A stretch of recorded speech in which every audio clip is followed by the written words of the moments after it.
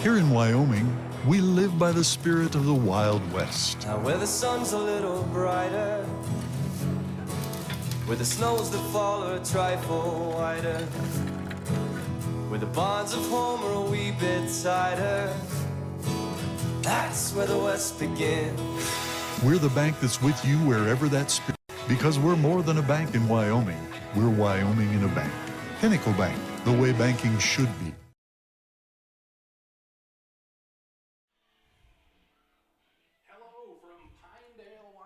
Jordan McCamey and Kevin Simpson alongside you on the Wind River Radio Network, 101.7 KDNO, streaming to YouTube via yotoday.com. Bobcats coming off their opening victory of the season in homecoming fashion last week, trying to make it 2 in a row here out on the road in Sublette County. Bobcats and Wranglers on the Wind River Radio Network next. Did you know the Gotchi Rehabilitation and Wellness in Thermopolis also has something called the Gotchi Wellness Center? It's your dream gym with cardio equipment, cable machines, free weights and dumbbells, hydraulic resistance machines, and personal trainers that care about your goals. The Wellness Center is huge and includes a rock wall, pegboard, sled, tires, punching bags, squat rack, and a whole lot more. Check out the Senior Wellness class. To take the first step to a healthier you, visit gotchi.org. I'm Travis Winger. I'm a financial advisor with Edward Jones, and we do, I pride myself on helping people with financial planning, achieving whatever goals are most important to them. The most valuable thing you have when it comes to planning for your future is time. The sooner you start and the more detailed your plan is, the better chance of success you have. First-timers are my favorite people to work with because they're hungry to learn, and coming to see me doesn't cost anything. I don't charge for appointments, I don't charge for anything. Come in, talk to me, and all you'll leave with is a little bit more knowledge than you came in with. Edward Jones Financial Advisor Travis Winger, 435 Arapahoe Street, Thermopolis. And welcome back inside the broadcast booth, again live here in Pinedale, Wyoming. Your Hot Springs County High School Bobcats taking on the homestanding Pinedale Wranglers in 2A football action here on a late Friday afternoon, moving into evening, as again the Bobcats out on a long road trip this week and following week over in Lyman. So a couple of early starts here over the next couple of weeks. We are inside our Gotchi pregame show as that they do our pregame coverage here on the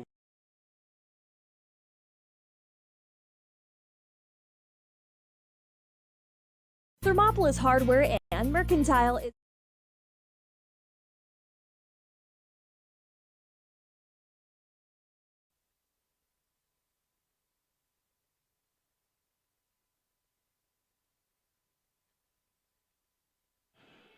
And welcome back, folks. There, a little bit of technical difficulties, but I am back with you here on the Gotchi pregame show. Again, the pregame show presented by our friends at Gotchi Rehab and Wellness. Jordan McCamey, Kevin Simpson with you here on a Friday night with the Bobcats and Wranglers set for 2A football action. Kevin, another great night for football. We couldn't ask for better weather out here. Beautiful field Pinedale has here. Just a nice facility to play in, and the Bobcats coming off that homecoming victory. And if you're not here at the stands or at the stadium with us, Bobcats get to participate in back-to-back homecomings, as this is Pinedale's homecoming. But nonetheless, a great, a lot better road trip coming over this way, coming off a win, and hopefully we can go back over the pass with a win for the Bobcats today. This is the Gotchi pregame show on 101.7 KDNO on the Wind River Radio Network. More pregame show coverage coming your way in moments. Man, Kevin sat down with head coach Matt McPhee for the weekly coaches interview. We'll get to that next on the Gotchi pregame show on the Wind River Radio Network. Athletics. There's so much more than a hardware store. You'll find Ashley furniture and decor perfect for your home. There's a great toy selection, as well as tools, kitchen items, grills, and a garden section. That means there's something for everyone at Thermopolis Hardware. Don't forget to check out their variety of custom cabinets, window shading, and flooring. Hi, I'm Karen with Thermopolis Hardware. Buy local, be local. Go Bobcats! For For a place to relax, sip on your favorite specialty lattes or tea, and find the best gifts for any occasion, Storyteller is the place for you.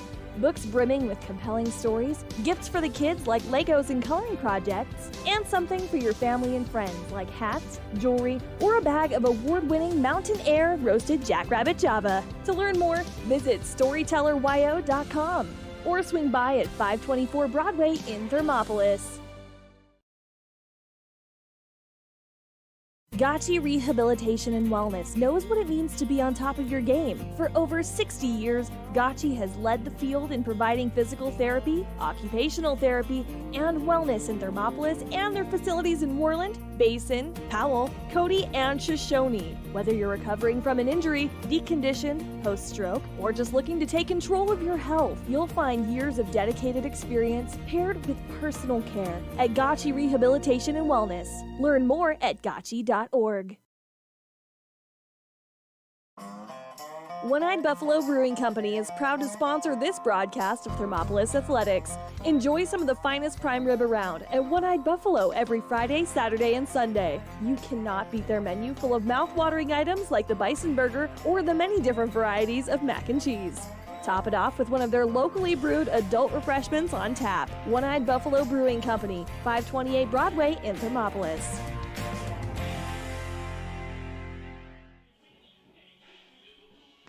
Kevin Simpson sitting down with the head coach of the Bobcats, Coach McPhee. Always a pleasure, Coach. Thanks for taking time out of your day. You bet, Kevin.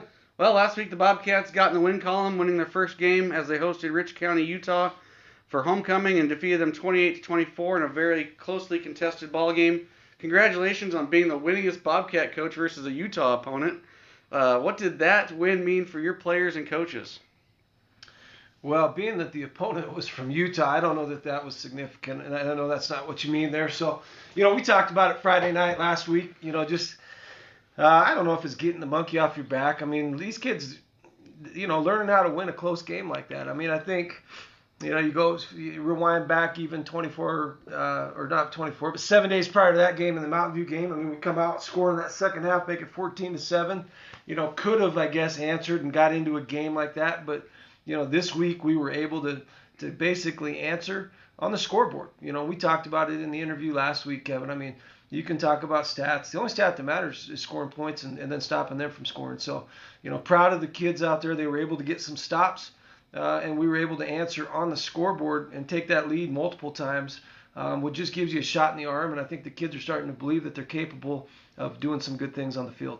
Yeah, I know you don't necessarily like talking about stats so much, but there's another game where some individuals put up some big numbers again, offensively, defensively. For one, Rody Farrell was all over on both sides of the field, offensively, defensively. Carry hit on any of those individual performances that came out on Friday? Well, the good thing is we don't just have one guy on both sides of the ball. I mean, Rody's definitely our anchor on both sides, but you got a young man like Del Dukes he's logged 3 straight 100-yard receiving games, and in my tenure here, we haven't had 2 kids do that. I mean, we haven't had a kid do it back-to-back games. So Dale's doing some really good things out there. He's just a good receiver, and he's doing some good things blocking when he doesn't have the ball, and that's the selflessness that we need out there. Gavin's making some plays with his feet, which is good. You look at where he was health-wise against Mountain View just a week prior. He gives us a big 56-yard touchdown run against Rich County. And then, like you said, Rody, we just try to find different ways to get him the football. And heck, he's not a bad passer as well. I mean, he's throwing the ball all over the field. So, yeah, I mean, we got different kids out there doing it. Chris and Ryan Aarons are out there throwing blocks around and doing the best they can. So we're getting help from more than just one area. This week, the Bobcats get back on the bus and head west to Pinedale to play the Wranglers. Wranglers looking for their first win this year, not an offensively strong team on paper. What's your scouting report say about the Wranglers? Well, the scouting report says what we've seen on film. And what we've seen on film is a team that's they've got some athletic kids and some big kids out there. And, they're not going to give anything to our boys, I can tell you that. So we've talked about it this week. We're going to have to come out, earn anything that we get. They'll put the ball in the air a little bit. I think they want to hang their hat on the ability to try to run the football. And you know what? We haven't been great at stopping the run. So it's a real challenge for our defense this week to try to limit them on the ground. They've got some good athletic kids. Number 7 plays running back for him, and he's he's broke some good runs, and he's tough to bring down. So we're going to have to rally to the ball Friday night, but I think if we're healthy, I like the chances that we can slow them down a little bit. Other than and those things that you hit on, any other things that would be keys to success Friday night, health-wise, how's the team looking? Yeah, I mean, there's a little bit of, I don't know, excuse me, there's a little bit of sickness going around. I might be one of them right now. So we've had some kids in and out all week in practice, but, physically banged up wise, I think we're okay. I think some of the keys to the game, like it is every Friday night, take care of the football. Take it away on defense, take care of it on offense. Certainly didn't start out that Rich County game the way we wanted. We gave it to them on a short field on the first play of the game. We got to clean things up like that, make life easier for us. Also took it away. I think we had 3 fumble recoveries. Rhodey had all of them. Zane Stam had a big interception. So take the ball away, win the turnover battle, shorten the field. We talked about that going into it, and I thought we did. We had some shorter fields on Friday, and that's those numbers just really aren't seen other than with your own eyes out there watching the game. But going 80 yards time and time again, or giving the opponent short field. So winning the field position battle and turnovers are going to be key on Friday night. We're going to move into rapid fire, and this week rapid fire is based around Pinedale. I'm going to give you a hint, and you have to give me the word that includes the word either pine or dale in it. And if you want to make it even harder, we're going to do Jeopardy style, and you have to answer in the form of a question. You ready for this? I'm ready. All right. A growth formed from a coniferous tree. What is a pine cone? This cleaning agent comes in 4 fragrances: original, lemon scent, lavender, and sparkling wave. What is pine sol? This city in southeastern Florida is known for its beaches and boating canals. What is Daytona? What is Fort Lauderdale? I thought it was supposed to have Fort Dale. Oh, all right. This type of terrier has won the Westminster Dog Show 4 times in the show's 113-year history. What is an Airedale? Yes. This large rodent is covered in sharp quills.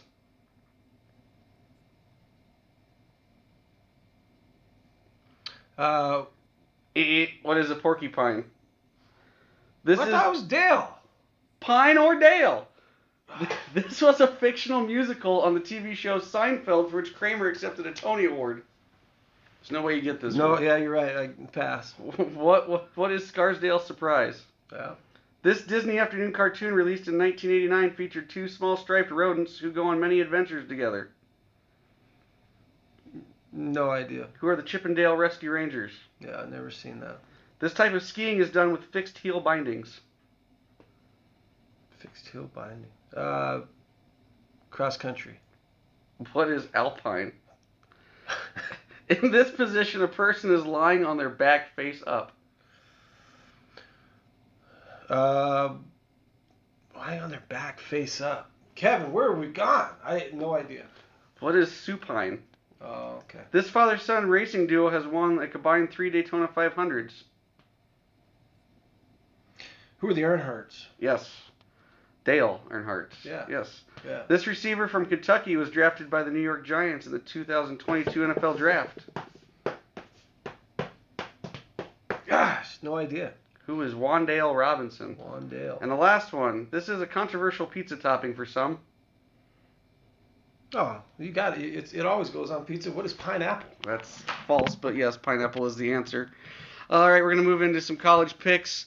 Last week you went 1-2, bringing your season total to 9-4. Number 7, Kentucky on the road, 6.5-point underdogs to number 12, Ole Miss. Gosh, I don't know much about this one, Kevin, but I think I'm going to take Ole Miss. Oklahoma State goes to Baylor, where Baylor is a 2-point favorite. Oklahoma State's number 9, Baylor number 16. Don't sleep on the shoot 'em up Oklahoma State. That's the Cowboys, right? Yes. Yeah, let's give it to the Cowboys there. And a number 22 Wake Forest at number 23 Florida State. Florida State's favored by a touchdown. Wake's been playing surprisingly good lately. We'll take the 7 points and see if they can't hang around. Well, we're going to throw one unranked matchup at you, and this matchup is going to be a topic for some discussion on the YO Today text message thread over the weekend. where 3-1 Iowa State is going to go visit the somehow undefeated Kansas Jayhawks, maybe showing some shades of that 2007 Chuck Mangino Jayhawk football. Iowa State 3-point favorites at Kansas. Chuck Mangino brings back memory. I love that sign. Our coach can eat your coach. What's the spread on that one, Kevin, again? 3, Iowa State. Iowa State. You know what? I love what Matt Campbell's done down there. They're getting points, Iowa State is? Yep. Yeah, we'll take the points. We'll take Iowa State. I think Kansas beats them by 2. Perfect. Thanks for your time. Always a pleasure. Good luck Friday with your game versus the Pinedale Rangers. Sounds good. Thanks, Kevin.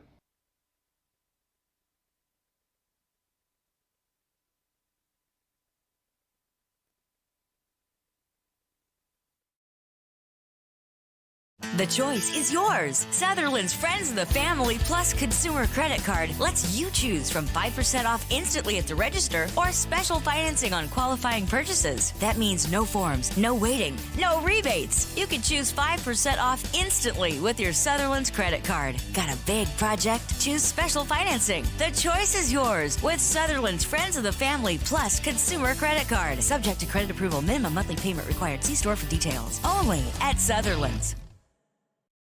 Ever wonder why so many babies are delivered at Hot Springs Health in Thermopolis? Could it be the exceptional prenatal care offered by our providers? Or our convenient family practice clinics located in Thermopolis, Warland, Basin, Shoshone, and Riverton? Maybe it's our new OB suites with large jetted tub, or maybe it's the place where you know you can find all of this and more.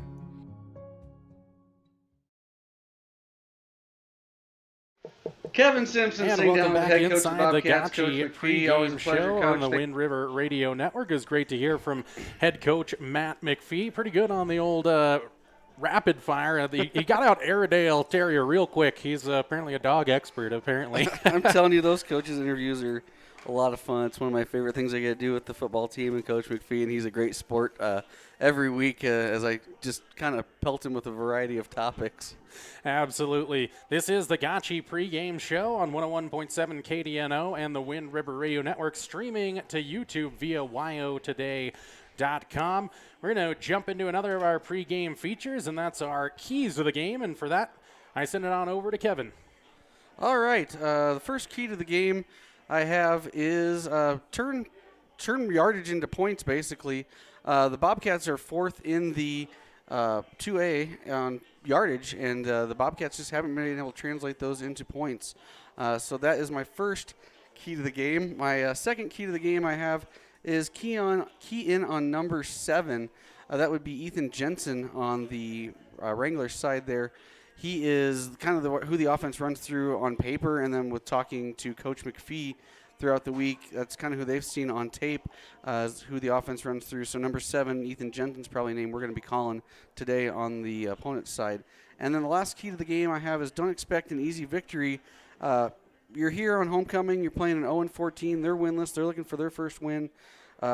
Still need to come out with that killer instinct. Don't just expect Pinedale to come out here and roll over to you. I mean, you guys, we got one win on the season, and they're looking to get their first win, so they're hungry too. So those are our Edward Jones keys to the game, brought to you by your local financial advisor, Travis Winger. Thank you, Kevin. And as you mentioned, we got the homecoming victory last week, and now Pinedale for their homecoming situation. Nothing like a little added motivation and emotion from the crowd to kind of get you rolling. So the Wranglers, I guarantee, are going to come out firing on all cylinders, and the Bobcats have to be ready for that. Although I think the season, the build-up, the young nature of this team, I think, is going to keep them moving forward for the Bobcats. It's something they haven't had to deal with yet to this point. I haven't seen the lack of energy for this Bobcat team. No, Bobcats, I went out there on the field before the game, and they all seemed pretty focused, ready to go. They're jacked up, seemed focused, like I said, ready to rock and roll, and I don't think that bus ride affected them too much. Little 4 o'clock kickoff here, and see how they respond. Absolutely. Bobcats and Wranglers just about 10 minutes away from the national anthem starting lineups and the opening kickoff pregame show brought to you by our friends at Gotchi Rehab and Wellness. We'll be back on the other side. Keep prepping you for this one on the road in Pinedale. Bobcats and Wranglers on the Wind River Radio Network. There are 2 ways to buy 4x4 gear, the expensive way and the smart way. The expensive way is when you buy a new truck or SUV and the dealer sells you the brush guard, the heavy-duty bumpers, the steps, lights, winch, you name it. He rolls it all in with your loan into your monthly payment. But here's the smart way. Shop at Wyoming 4x4, where you get expert advice from Dan, quality gear, professional installation, all for a whole lot less than you'd spend at a car dealer. Wyoming 4x4 on North Federal in Riverton. The smart way to roll.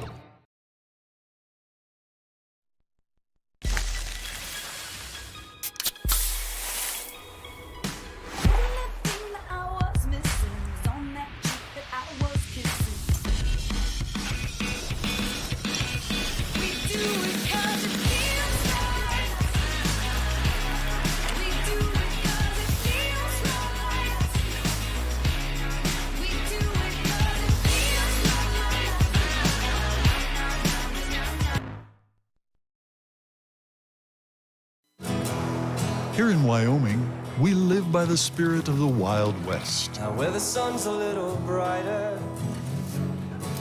where the snows that fall are a trifle whiter, where the bonds of home are a wee bit tighter, that's where the West begins. We're the bank that's with you wherever that spirit, because we're more than a bank in Wyoming. We're Wyoming in a bank. Pinnacle Bank, the way banking should be. Did you know the Gotchi Rehabilitation and Wellness in Thermopolis also has something called the Gotchi Wellness Center? It's your dream gym with cardio equipment, cable machines, free weights and dumbbells, hydraulic resistance machines, and personal trainers that care about your goals. The Wellness Center is huge and includes a rock wall, pegboard, sled, tires, punching bags, squat rack, and a whole lot more. Check out the Senior Wellness class. To take the first step to a healthier you, visit gotchi.org. I'm Travis Winger. I'm a financial advisor with Edward Jones, and we do, I pride myself on helping people with financial planning, achieving whatever goals are most important to them. The most valuable thing you have when it comes to planning for your future is time. The sooner you start and the more detailed your plan is, the better chance of success you have. First-timers are my favorite people to work with because they're hungry to learn, and coming to see me doesn't cost anything. I don't charge for appointments, I don't charge for anything. Come in, talk to me, and all you'll leave with is a little bit more knowledge than you came in with. Edward Jones Financial Advisor Travis Winger, 435 Arapahoe Street, Thermopolis.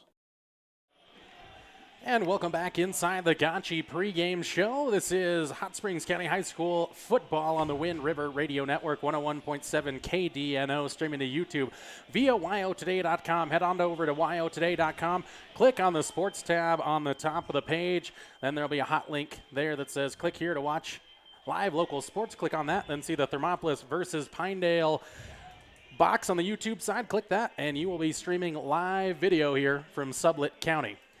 And that is your tech support brought to you by Jordan McCamey. I like to do it once. It's a bit of a mouthful, but Bobcats and Wranglers out doing the coin toss here at midfield on the Gotchi pregame show, and we'll await the results here. The coin toss has happened. The Bobcats are going to receive the football. I think they won the toss and chose to receive, so most teams choose to defer even at the high school level, but the Bobcats and the aggressive head coach Matt McPhee is always going to take the football if he can get it. Let's score points, right? Why wait? That's the goal of the game, they say, is put points on the board.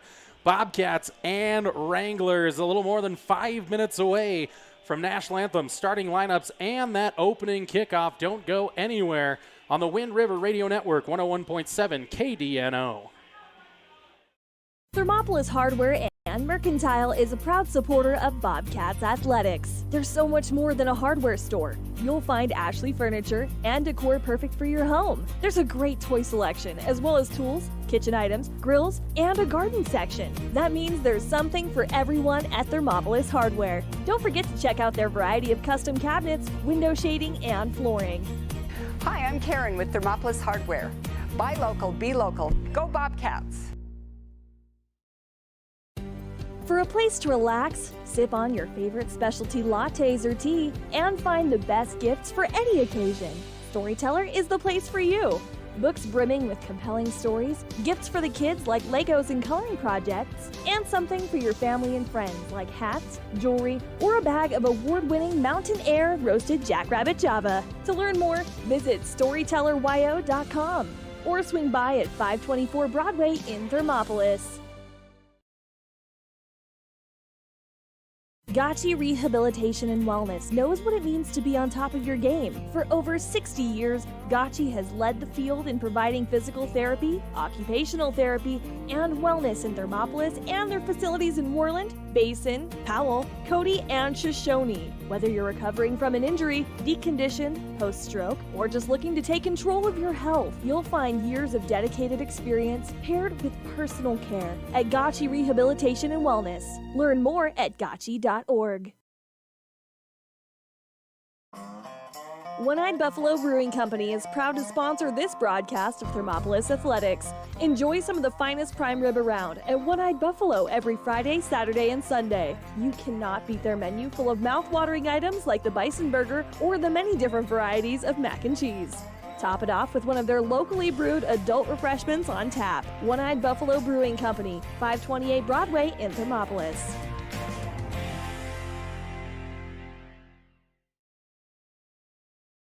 The choice is yours. Sutherland's Friends of the Family Plus Consumer Credit Card lets you choose from 5% off instantly at the register or special financing on qualifying purchases. That means no forms, no waiting, no rebates. You can choose 5% off instantly with your Sutherland's credit card. Got a big project? Choose special financing. The choice is yours with Sutherland's Friends of the Family Plus Consumer Credit Card. Subject to credit approval. Minimum monthly payment required. See store for details. Only at Sutherland's.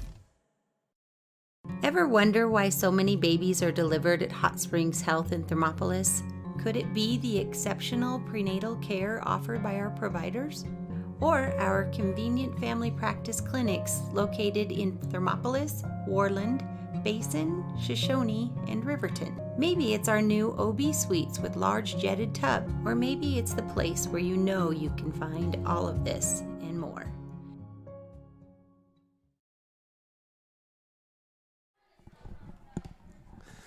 And the national anthem has culminated here in Pinedale. Rendition by the Pinedale Wrangler Pep Band there, and probably getting ready for state marching band competitions. So a good performance there as we honor the nation's anthem, and we are just nearly ready for football here on the Wind River Radio Network, 101.7 KDNO. Thanks to our pregame show sponsor, Gotchi Rehab and Wellness, as we get ready for the opening kickoff of this one. But before we do that, we'll get into our starting lineups, and those starting lineups are brought to you by Sutherland's. We'll start with the home squad, the Pinedale Wranglers. They're going to start on defense. They'll start this way with number 22, Jake Hammer, followed up by number 32, Dustin Larson. Then it's number 1, Owen McMillan. Number 77, Cade Coville. Number 72 was Doug Dexter. Number 69, Cordell Lane. Number 46 is Colby Bailey. Number 10 is Holden Saxton. Number 4 is Luke Gray. Number 7 is Ethan Jensen. And number 21 is Bodie Jensen. Pinedale Wranglers in their home greens tonight, just white numbers.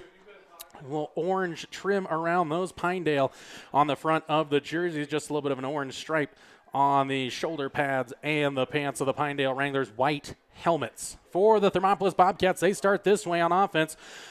It is Gavin Shumway, number 10. Then they'll go with the senior number 11, Rhodey Farrell. Then it's number 12, Armani Dukes. Number 23, Ryan Aarons. Number 32 is Chris Aarons. Number 52, Jessen Bassey. Number 55 is Zane Stam. Number 60, Logan Defoe. Number 71, Mason Reese. And rounding out the lineup, wearing number 77 is Brody Sorensen. Bobcats in their away whites tonight. Purple numbers, yellow trim, and purple helmets for the Bobcats. They'll be moving right to left to start this contest on 101.7 KDNO. And we welcome in those who are streaming via yotoday.com to YouTube. Jordan McCamey, Kevin Simpson with you for the Pinedale Wranglers and your Hot Springs County High School Bobcats. Action moments away. Kevin, final thoughts? I'm ready to call some football. I mean, looking sharp out there. The boys look like they're ready to go, and the ball's on the tee, and here we go. Edwin Vega can do the kicking, puts the toe on it, high arcing end over end kick, fielded here by the Bobcats, and getting that one in was Ryan Ahrens bring it out across the 35-yard line, and the Bobcats set up in good field position just ahead of the 35-yard line at the 36-yard line. Looking at the Pinedale sidelines, they got a lot of kids out for sizes. They sure do, yeah. Only a little more than 2,000 residents here in Pinedale officially, but plenty of kids on the sidelines. Bobcats look a little thinner there on the far side of the field. Bobcats opening play of the game. Shotgun set for Gavin Shumway. And in the backfield there is Ryan Ahrens. Trips out to the far right side. Single man here to the near side left is Delmonico Dukes.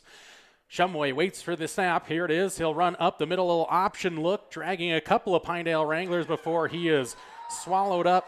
About a 3-yard gain there out to the 39-yard line. Looked like setting up a little bit of an option play out there. So maybe a bit of a surprise here seeing Ryan Ahrens in the backfield.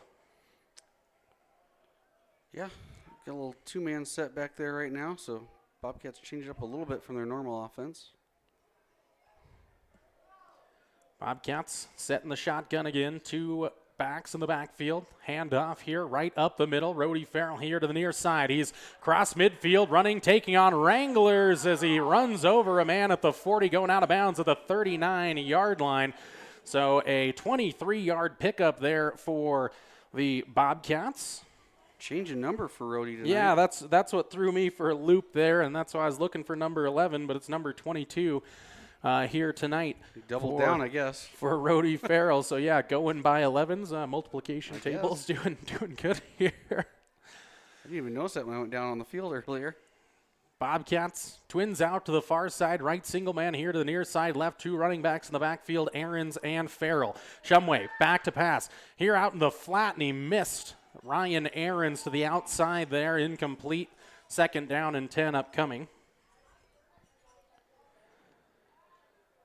4th play of the drive upcoming here for the Bobcats. Started at their own 36, now into Wrangler territory at the 39. 11:06 remaining on the Pinnacle Bank scoreboard.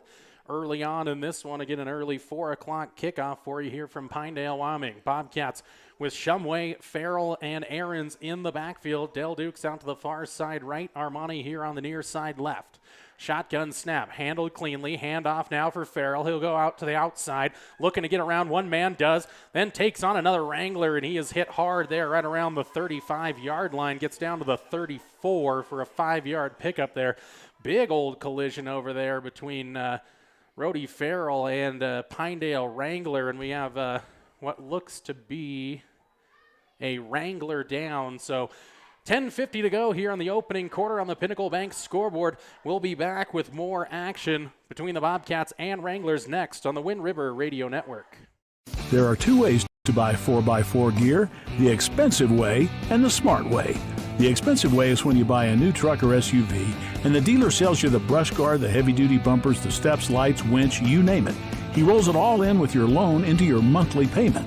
But here's the smart way. Shop at Wyoming 4x4, where you get expert advice from Dan, quality gear, professional installation, all for a whole lot less than you'd spend at a car dealer.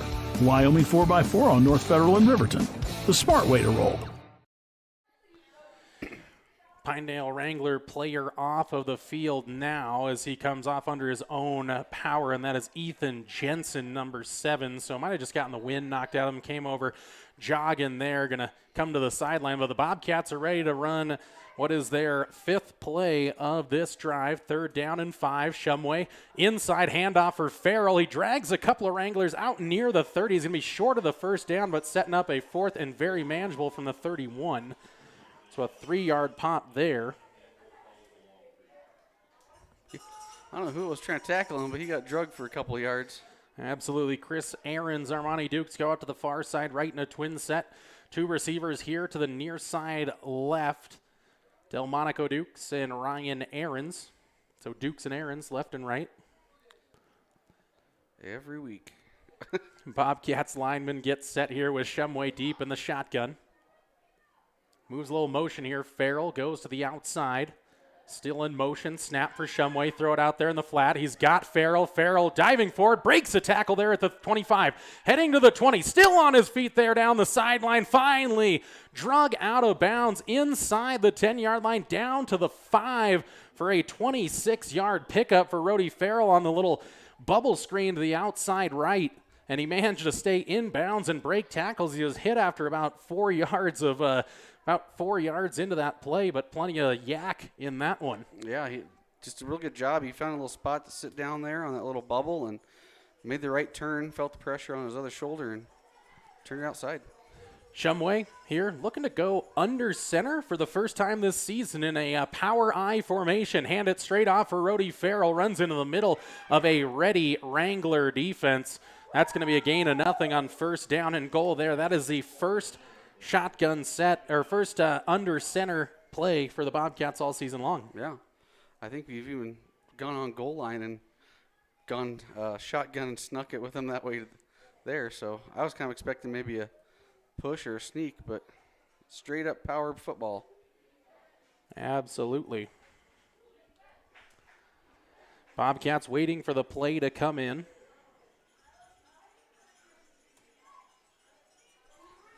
Have it in now. Shumway waits for the snap, has it. Pitch out for Aarons, right back for Shumway. It's intercepted. Intercepted there, and it's going the other way for the Pinedale Wranglers. Chasing him down, Gavin Shumway going to chase down Colby Bailey just inside the 10-yard line there. The Bobcats setting up a little trickery, but the pass back was high and soft, and Colby Bailey picks that out of the air and returns it, well, just about 80 yards from the 10-yard line to the other 10. Who threw that? That's what I was trying to figure out. I think it was Ryan Aarons that got that pitch, yes. Sheesh. So the 8-play drive for the Bobcats ends in an INT, and now immediately the Pinedale Wranglers are in business inside the red zone.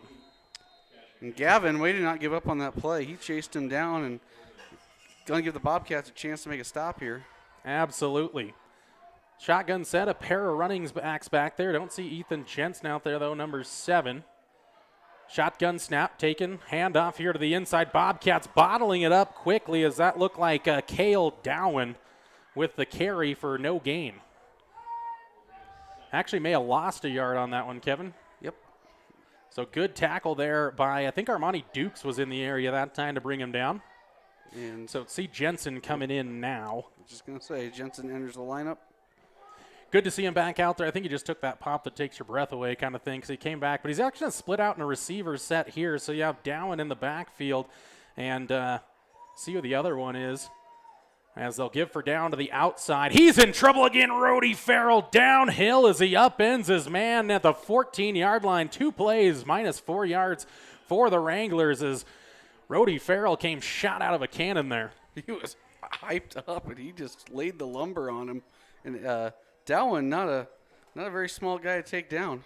Yeah, and the other player out there is Dustin Larson, and you wonder here, is this a situation seniors get a little action here, Kevin, in the early going as they have mass changes coming in here on the 3rd down and 14 play because we do see Sawyer Siefkis come into the game in the backfield. Ethan Jensen is also going to be the single man back here for the Pinedale Wranglers. Gray takes a snap. He'll keep it here. Option look. He tries to go to the outside. He is stuffed there. Back to the 16. The Wranglers put it in reverse as they've gone backwards 6 yards in 3 plays. See if maybe we see a field goal attempt. Be the first one we've seen all year. Be the first one we've seen all year, and it looks like Ethan Jensen might be the kicker, or is it number 2? Vega. Edwin Vega did the kickoffs as well. This is really a rarity, especially, in most of Wyoming high school football, but especially at the 2A level. So get to see a kick here as it'll be Luke Gray, the quarterback, on the hold here. Pinedale going to have to go quickly down into the last 5 seconds of the play clock here. Snap, good hold, and it's blocked by the Bobcats there. The ball is swallowed up, and the refs bring that one to a stop, so the Bobcats will take back over probably right around the 25-yard line, maybe the 23-yard line. I don't know on those blocks. Brought it to a stoppage, so maybe it'll go back to the 16. We'll have to wait and see on the spot. So 4 plays, -6 yards, blocked field goal. In the pros, it's usually from where the ball was placed for kicking, but I think in high school it's just the line of scrimmage. And so the Bobcats are going to start at their own 16 here.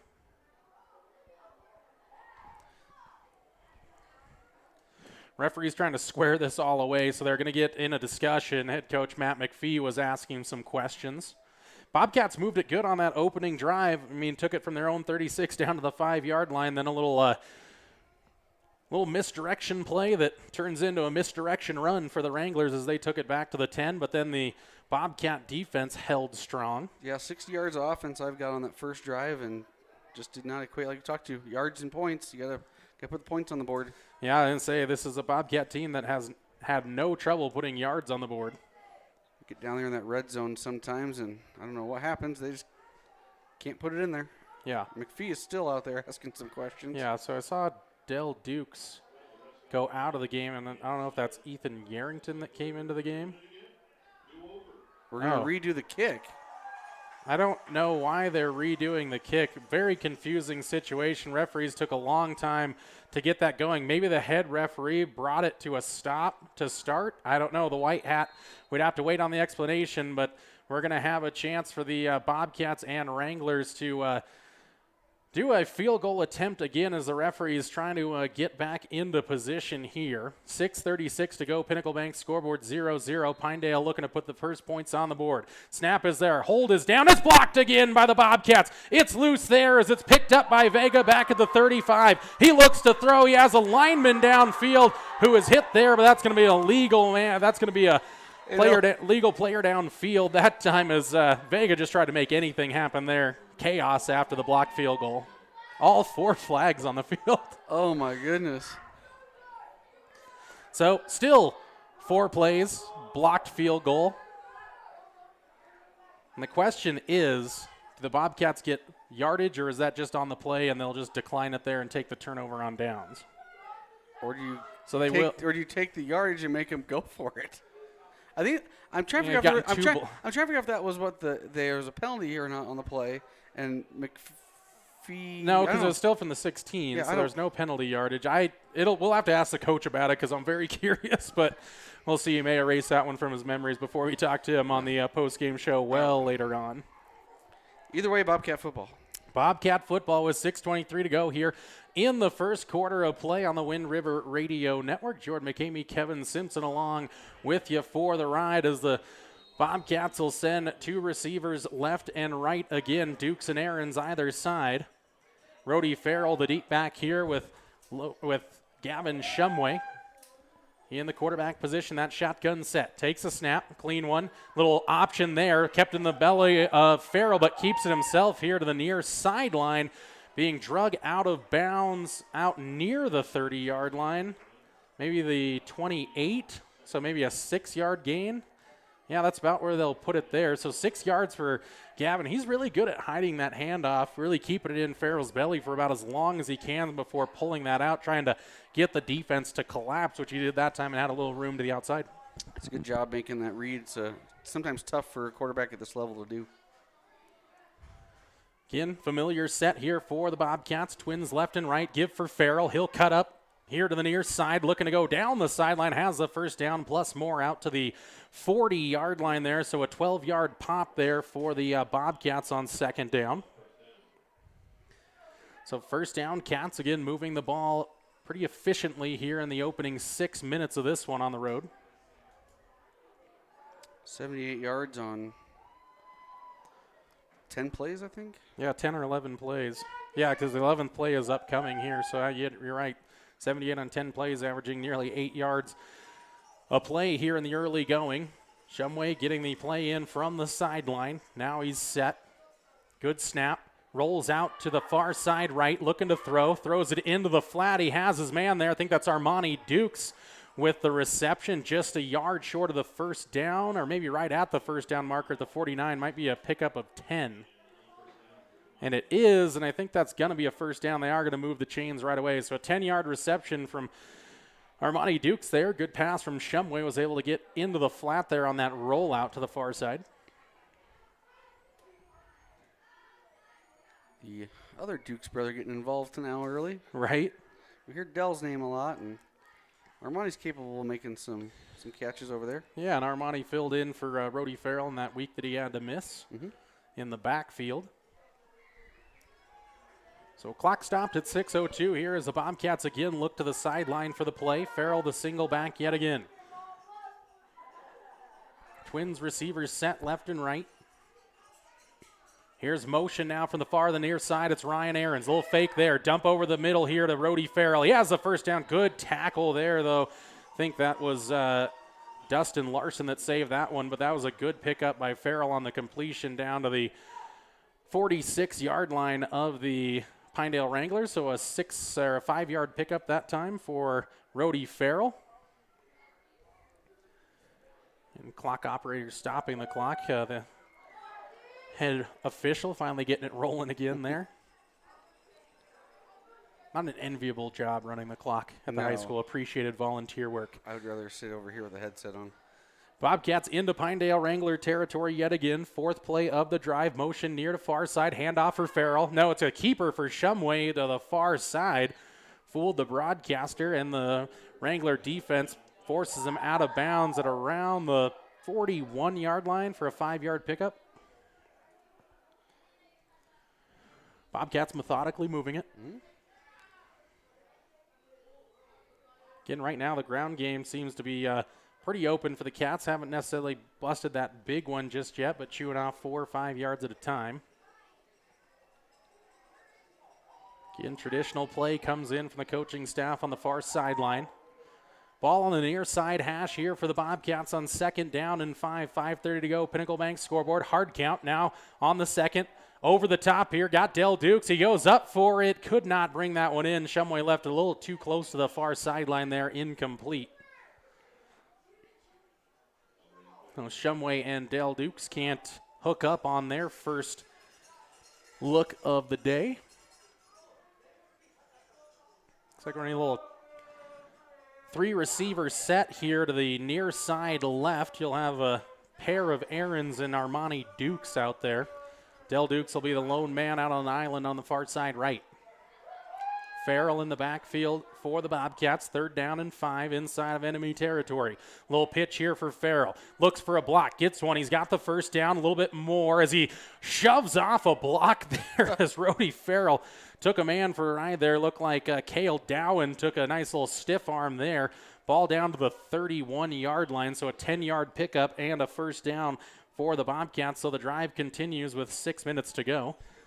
Again, the clock operator bringing those to a stop there on the first downs, then the referee getting it rolling. 7 minutes into this first quarter on the Pinnacle Bank scoreboard. A little miscommunication here from the Bobcats as Ryan and Chris Ahrens looking for their positions as Chris Ahrens will go into the backfield. So a little 2-man set here in the shotgun. Not much time left here. Head coach Matt McPhee is going to have to burn a timeout at 4:43 to go here in the first quarter. Pinnacle Bank scoreboard. Pinedale Wranglers 0. Bobcats 0. Back after this on 101.7 KDNO.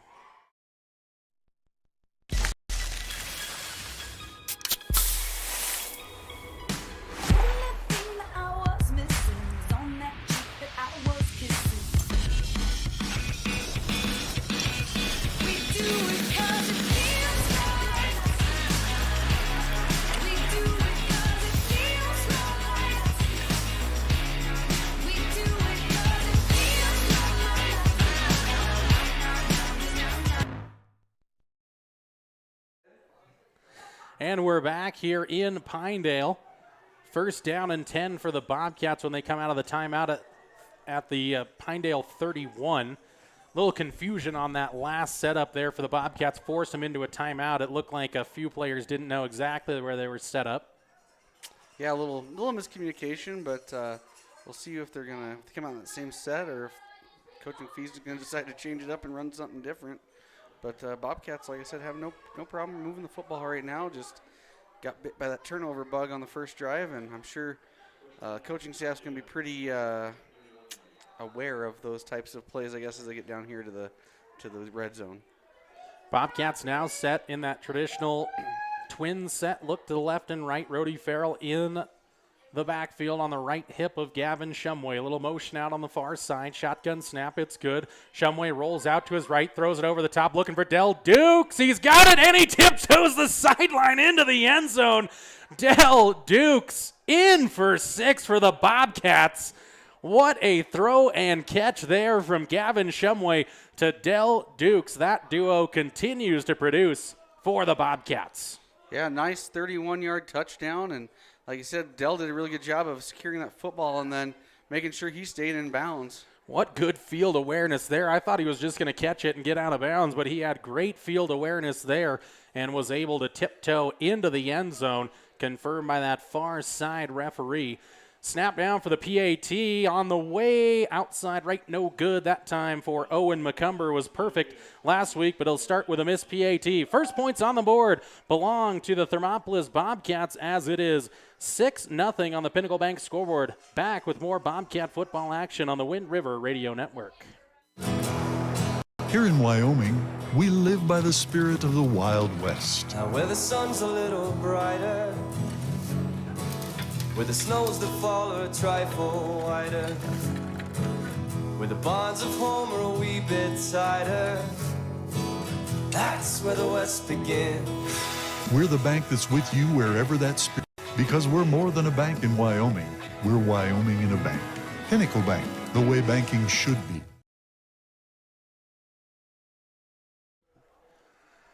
And we're back here in Pinedale, Wyoming. Bobcats the first to put points on the board here. 6-0 after the failed PAT attempt. Bobcats are going to kick it away to the Wranglers, and back there by himself is Ethan Jensen looking to receive this kickoff, looking for a good return for the Wranglers. Again, Wranglers after their first possession in the negative, so going to try to change that up as Rody Farrell will do the kickoff duties here for the Bobcats. 4:34 mark of quarter number 1. Pinnacle Bank scoreboard 6-0 Bobcats. A good kick here by Farrell. Takes a hop at the 8-yard line, picked up by Jensen. Jensen up the far side, breaking tackles there, but finally taken down at the 26-yard line. So about a 18-yard return there. Good kickoff. That's about the deepest the Cats have gotten it into into enemy territory there. So the Wranglers still set up in pretty good position at the 20. I guess they're going to mark it at the 26-yard line, 27-yard line. 27-yard line looks like. Good tackle by Brody Sorensen over there on the other side. Wranglers still in the offensive huddle as they break out and come to the line. They'll send 2 receivers to the left and to the right. 1 man in the backfield is Jensen. Quarterback is Luke Gray. Bobcats trying to jump the snap. Ball is on the floor for a moment as Gray mishandled the snap, and now he's hit in the backfield, and that's going to be another big loss of about 7 yards for the Wranglers. Nothing going right for Pinedale here on the offensive side as that's back to negative 13 yards and a blocked field goal thus far for this Wrangler offense. Yeah, and Armani Dukes does a good job of getting in that backfield, and by the time the quarterback picked up the ball, he was all over him. 13 yards the wrong direction for Pinedale. So looking for their first positive play of the game. Again, they'll set up in that double twin set, left and right. Jensen in the backfield. Gray in the shotgun. Hard count there, then hands it off for Jensen. Bounces to the outside, has a little bit of room there. Bobcats swarm on him, though, at the 25-yard line. So finally a positive play for Ethan Jensen, about a 4-yard pickup there. Mark it maybe 5 yards at the 26. We'll give him the extra yard. Good gang tackling there by the Bobcats, though, setting up a 3rd down and long for an offense that, again, hasn't run many plays but has been pretty anemic thus far.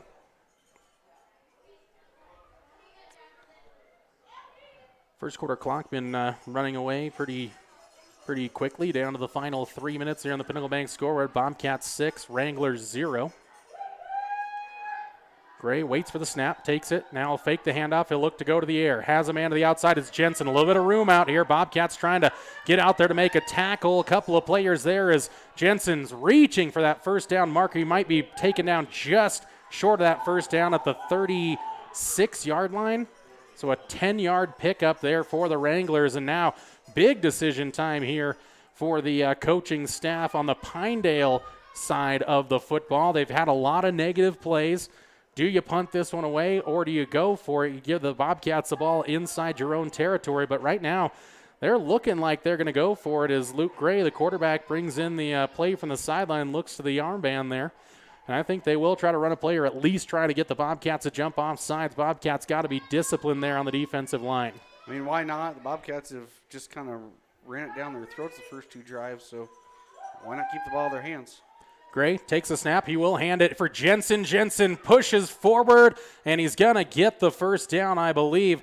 Broke through the first contact there at the line of scrimmage, but was able to pop ahead out to the 39-yard line, so a 3-yard run and a first down for the Pinedale Wranglers on 4th and 1.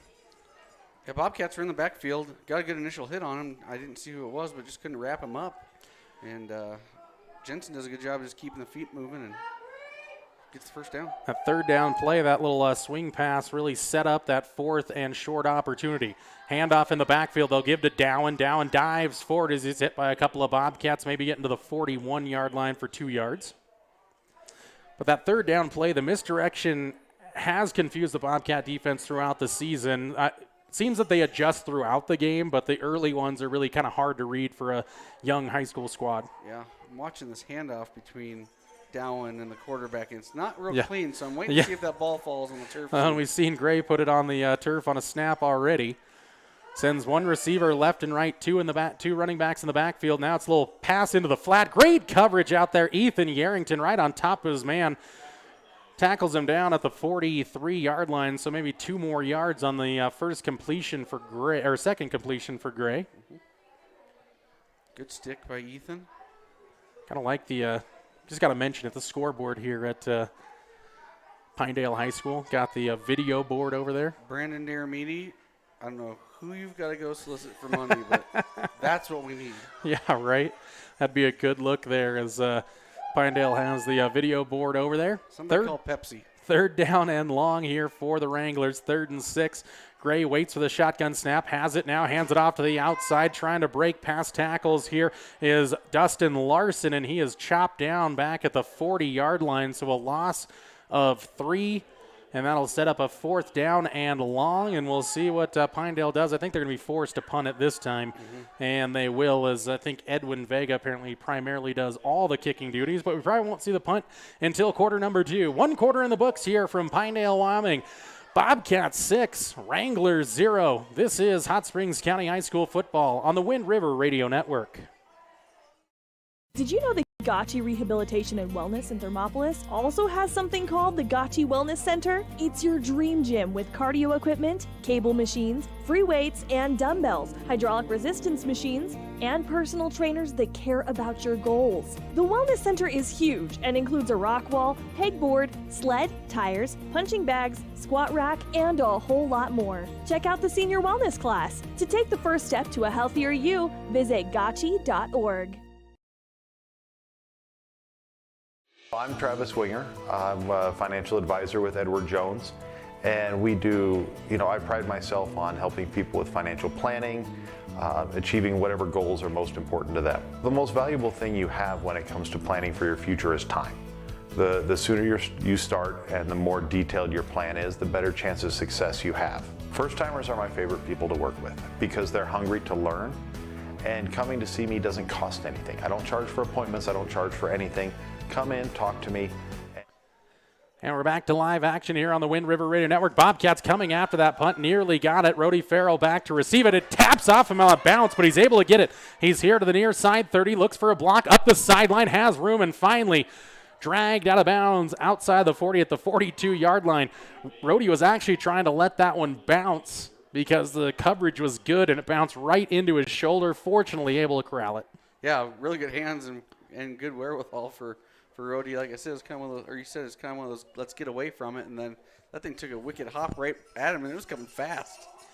Yes, it was good hands from the senior there as the Bobcats have good field position yet again at their own 42. 3rd drive of the day. Starts with Shumway in the shotgun. Armani Dukes. Chris Ahrens here to the near side left, and a 2 wide receiver set.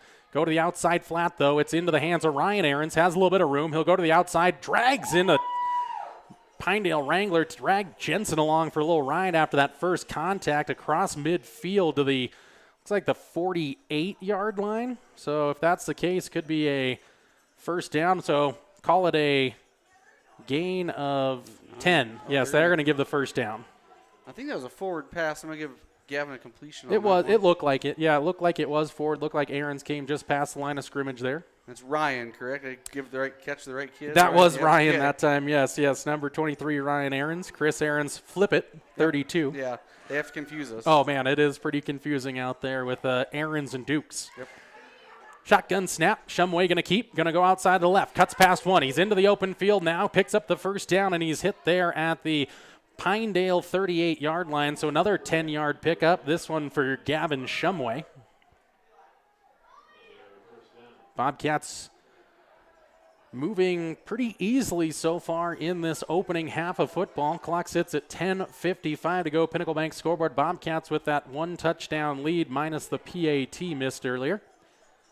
On a good touchdown pass from Gavin Shumway to Dell Dukes down that far sideline. Bobcats get the play in. Offensive line just getting set there with Zane Stam getting in position. Shumway surveys the defense now. Take the snap. Looking to throw. Goes to the outside in the flat. This one is Chris Ahrens. Ahrens has it, and he's tackled quickly, but not before he picks up about 7 yards or so, it looks like, out to the Pinedale 31-yard line. So good, efficient passing. I guess they'll mark it to the 32, Kevin, so a 6-yard gain that time for Chris Ahrens. So utilizing the flat on either side. Spreading the love around a little bit. It's always interesting when head coach McPhee sets up a trips to the near side and when they're on the near side hash. Right. So the Bobcats moving left to right now as you tune into this one on 101.7 KDNO. Dell Dukes, single man out on the island to the far side left, and a false start there on the Bobcats. So back him up 5 yards, 2nd down and 9 upcoming. First penalty of the game. See if the Bobcats stick with this. It's a one-on-one coverage between Dell Dukes and Owen McMillan, one-on-one here. And there's nobody over top. So there is nobody. Dell Dukes got jets here. McMillan's going to have to be ready for it. Shumway probably sees it out there. See if they even go for the fake handoff or they just get that one and float it over the top and look for Dell to run underneath it. Ball at the 43-yard line now. Shotgun set, and Shumway will throw it to the outside. Has the completion for Dell Dukes. Couldn't break the tackle, but brings it in at the 21-yard line. A 21-yard pickup from Gavin Shumway to Dell Dukes. It's like we saw it coming. 4th play of the drive there. 5th play of the drive upcoming. And that puts Gavin over 100 yards passing. And Dell Dukes got to be right around 50 yards receiving. Got to be pretty close. 52. Look at you, quick math. Sometimes I pay attention, Kevin. Sometimes. Moreland High School education. I are smart. 9 minutes to go here in the 2nd quarter. Gavin Shumway looking over that Wrangler defense. Has Dell Dukes here on the outside right again. They'll throw here for Rody Farrell. Right out into the flat. He's got a head of steam coming forward. He's at the 10, the 5, and he'll go in unscathed into the end zone. Touchdown, Bobcats. 12-0 Pinnacle Bank scoreboard on a 21-yard pass and catch between Gavin Shumway and Rody Farrell. Is really a lateral pass. So it'll go as a rush that time for Rody Farrell. 21 yards to pay dirt, and the Cats not going to try to make it a full 2-touchdown lead. They're going to send Owen McCumber back out there again. You don't see many lefty quarterbacks or lefty kickers, but right now I got the lefty kicker. Got the ball down on the tee. That one's better. Right through the upright. Split him right down the middle. 13-0 Pinnacle Bank scoreboard. Bobcats starting to take control of this one early on in the 2nd quarter here from Pinedale, Wyoming. Don't go anywhere. More Bobcat action is your way next on 101.7 KDNO. With a little bit more knowledge than you came in with. Edward Jones financial advisor Travis Winger, 435 Arapahoe Street, Thermopolis. Thermopolis Hardware and Mercantile is a proud supporter of Bobcats Athletics. There's so much more than a hardware store. You'll find Ashley furniture and decor perfect for your home. There's a great toy selection, as well as tools, kitchen items, grills, and a garden section. That means there's something for everyone at Thermopolis Hardware. Don't forget to check out their variety of custom cabinets, window shading, and flooring. Hi, I'm Karen with Thermopolis Hardware. Buy local, be local. Go Bobcats! 13-0 Pinnacle Bank scoreboard. Bobcats pay it off on a 21-yard Rhodey Farrell run on the lateral pass from Gavin Shumway. Pinedale Wrangler fans out in good numbers. The stands completely packed. Got some standing room only, so the homecoming crowd ready to get loud for something. But so far, the Bobcats spoiling the party here on a Friday night in late September. Rhodey Farrell set to kick it away here for the Bobcats. Right toe to it, kicks it over the top. Ball lands there. It's picked up by McMillan. McMillan up the near sideline, carrying the ball there, and he's drug out of bounds across the 30-yard line out near past the 35 to the 37-yard line for the Wranglers. So good position here for the Wranglers. You know, Pinedale fans might be out in force, but pretty decent contingency of Bobcat fans over across the way too, so kudos to those guys making the trek. Absolutely. The traveling fans for Thermopolis always have some purple and gold in the stands, and now a penalty on the Wranglers. Block in the back. I think I missed the call. I thought I saw the tail end of it. Might have been block in the back. Yeah, I think so. So a block in the back penalty is going to back this one up to the 28-yard line. Yeah, 10-yard penalty. So usually a block in the back there is the usual call for a situation like that. So Wranglers the line here, 8:41 to go in the second quarter, 13-0 Bobcats Pinnacle Bank scoreboard. Luke Gray in the backfield, shotgun set, waits for the snap cleanly here, then a little bounce to the outside by Ethan Jensen, gang tackling from the Bobcats. Chris Aarons in there along with Ryan Aarons also in the area that time. Shut down on no gainer there at the 28. Wranglers going to have to possibly try to get a little more creative here as the Bobcats are kind of winning the point of contact battle there right in the trenches. I know they don't throw the ball a lot, but 2 for 2 so far. Twins left and right for Gray. One man in the backfield, it's Jensen. Shotgun set, handles it cleanly, gets it to Jensen out in the flat. He's upended there on the outside. Zane Stam with the stick. Good tackle there as Jensen tried to get outside, but Stam makes the play. Loss of 2 on the play back to the 37-yard line. Yep. So Gray going to bring in the third down play from the sideline. It's Pinedale offense yet to find its footing so far in this one. Gray with 2 backs in the backfield now. Single receivers left and right. Quick snap. Has it now. Looking to go over the top. He's got a man there. He's wide open, and it's complete to Holden Saxton. Saxton is tackled by Ethan Yarrington, but it's all the way down to the Bobcat 38-yard line. So a 35-yard pickup there for Saxton. Holden Saxton just beat his man Yarrington to the outside, and Ethan was able to at least make up the distance to get the tackle, but wide open there, and Gray put it right on the money. Now I take back what I said about maybe you're going to start throwing the football. Exactly. He's 4 for 4 tonight so far. So Gray in the backfield here with Dowen back there along with Dustin Larson. They'll hand off now for Larson. Splits up the middle there. Bobcats bring him down, though, near the 35-yard line, right at the 35, so a 3-yard pickup that time for Larson.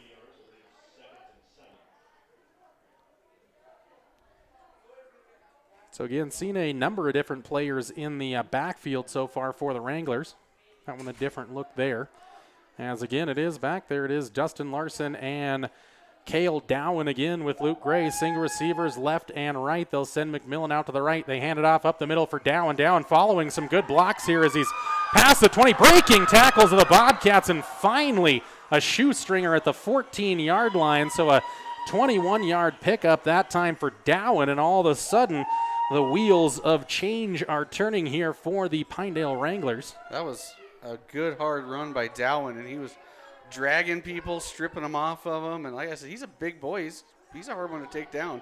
Absolutely. 6:17 to go here in the second quarter. Bobcats trying to hold firm inside the red zone. 13-0. Pinnacle Bank scoreboard back after this on the Wind River Radio Network. For a place to relax, sip on your favorite specialty lattes or tea, and find the best gifts for any occasion, Storyteller is the place for you.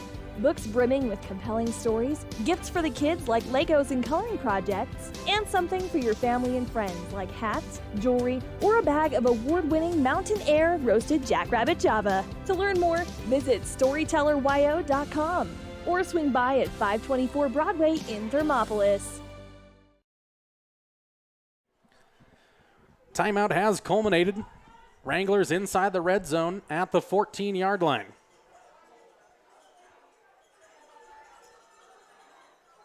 Gray in the backfield. The two running backs behind him there on the left and the right, Dowen, and he'll get the handoff again. Dowen right up the middle. He's going to head towards the end zone, just short of it.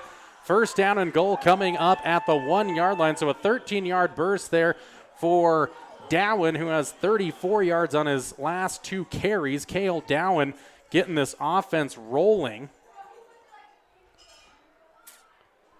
If I was a betting man, I'd say give it back to Dowen. Think so, but all of a sudden, just that battle between the linemen has shifted to Pinedale unexpectedly after really losing a bunch of yardage. They'll send Jensen out to the far side right. Dowen remains in the middle with Larson. They'll hand for Dowen untouched into the end zone. Touchdown, Pinedale Wranglers, as they cap off what is a 6-play 72-yard drive that ends in the Cale Down 1-yard touchdown run. 13-6 Pinnacle Bank scoreboard. I told you it was coming. Yeah, absolutely. You did. Prognosticating. Yeah, maybe right. your easiest prognosticating. Right. They'll go for the PAT here as Edwin Vega has the good leg, but a little trouble on the coverage the last couple of times. Snap is back. Good snap. No, they're going to fake for it. They're going to roll to the outside. Throw into the back of the end zone. Incomplete there as Gray missed the big man in the back of the end zone. Looked like big number 46, Colby Bailey. 2-point conversion failed. It's a 1-touchdown lead for the Thermopolis Bobcats. 13-6 Pinnacle Bank scored back after this on 101.7 KDNO. Gotchi Rehabilitation and Wellness knows what it means to be on top of your game. For over 60 years, Gotchi has led the field in providing physical therapy, occupational therapy, and wellness in Thermopolis and their facilities in Worland, Basin, Powell, Cody, and Shoshone. Whether you're recovering from an injury, deconditioned, post-stroke, or just looking to take control of your health, you'll find years of dedicated experience paired with personal care at Gotchi Rehabilitation and Wellness. Learn more at gotchi.org. And we're back inside the broadcast booth at Pinedale High School. Jordan McCamey, Kevin Simpson with you. About midway through the second quarter. Kevin, what are your thoughts on this one as we head closer to halftime? Bobcats moved the ball well. They had that one miscue. Luckily didn't result in any points, but Bobcat defense, I don't know what kind of got into them there in that last drive, but Pinedale able to break off some big plays, and Dowen just too big for them to bring down, and he gets pay dirt. Yeah, interesting too. Dowen a bit of more of an upright runner. Mm-hmm. Yep. But Pinedale going to kick it off now here with Farrell back there, along with looks like Ryan Aarons back there. As Vega will kick it off. This is a deep kick. It's going to send Aarons back. That's Farrell actually. It takes it inside the 10-yard line. He'll go to the outside. Runs over a couple of Wranglers there, but going to be taken down just outside the 20-yard line at the 22. That was a boot. It absolutely was. Up in the air, like everything. Yes, it was. Decent return, though, by Rhodey in the end. About 17 yards on the return to set up the Bobcats just outside the 20-yard line with 5:44 to go. Linemen for the Bobcats got to be ready for a battle here after that offensive strike. The defense might be primed up here for the Wranglers, so we'll see what head coach McPhee and the coaching staff has here on 1st down and 10. A little less than 6 minutes to play in the opening half here from Pinedale High School. Shumway Trips to the far side, hands it off for Farrell. Farrell going to go to the outside, looking for blockers there, and he's gang tackled at the 26-yard line, so 4 yards on that one for Farrell.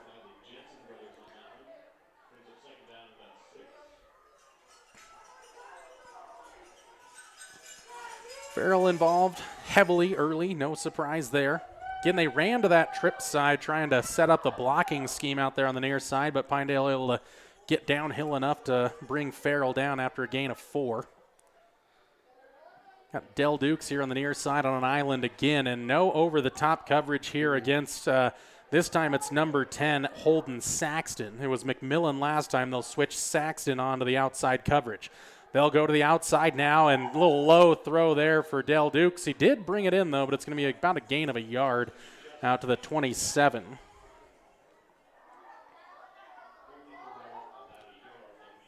So 3rd and 5 here for the Cats. Feels like a big play here possibly, and again, not picking up could be a real momentum shifter. Picking it up can maybe take a little bit of air out of this crowd that got excited after those down runs and a touchdown. Yeah, and you keep talking about those. They run the trips over there, and we're waiting to come back to Dell, and I'm wondering maybe if they get that motion, run him up the seam. Trips to the far side now with Farrell in the shotgun set with Shumway. Pitch for Farrell. He'll go to the outside looking for some room. Has it now. Cuts up the field. He's into the open field now. Sheds a tackle at the 50. Cuts inside at the 40. He'll dive ahead at the 30. Shoestring tackle by the Wranglers there just inside the red zone. A big play for Rhodey Farrell there as goes from the 28 all the way down to the 18-yard line. Is that 50? How much is that on the carry there? So 20 down to where's he at? The 18? Yeah, so was that 54 yards on the carry? Yep, I believe so. So a 54-yard carry for Rhodey Farrell. And that one, when he gets out in the open there, he is hard to bring down. And honestly, the little cut inside was the only thing that gave the Wranglers a chance. 1st down and 10, 3:43 to go. Pinnacle Bank scoreboard. Cats inside the red zone now. Shotgun snap for Shumway. Looks the outside. Little stop and go for Del Dukes. He's open. Oh, a little face guard there, and it's going to be a penalty on the Pinedale Wranglers for the face guarding that time by Holden Saxton. It was Del Dukes trying to come back for the ball. That little stop and go from Dukes had him biting that time, had Holden Saxton biting on that little stop and go fake. We're going to be about half the distance to the goal here inside the 20, so it'll be a 1st down and 1 from the 9-yard line. Had his man, just defender never really got around him. Little more air on that one, and Dukes runs right underneath it in for an easy touchdown. So if Gavin can just put a little bit more air underneath that one, that's an easy touchdown. But the Cats with a 1st down and 9 to go. Thought it was going to be a 1st down 1, but they'll say an automatic 1st down there.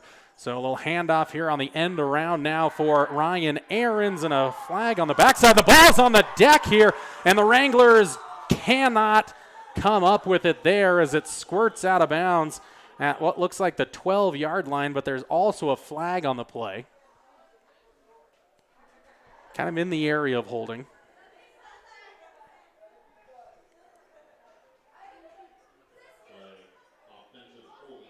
So it is holding. Again, that's just kind of, when you see the flag there, it's pretty much known that it's probably going to be a holding penalty. And the Cats cost them 10 there. Well, now they have the chain gang that has the chains up, but I thought they changed it to a 1st and goal. I think maybe they're just hanging out there. It's going to be, had to be a penalty. Yeah. But it's from the 9. It's all the way back to the 23, so must have thrown it in the backfield. Chain gangs put their sticks so down. If they are upright, the Cats can get a 1st down at about the 8-yard line. But right now it's a 1st down and 15, but I believe it's a 1st down and goal if that was the way that the referees called it. And it should have been an automatic 1st down on a pass interference play. Not sure at the high school level if they do automatic 1st downs, though. I know at the pro and college level they do.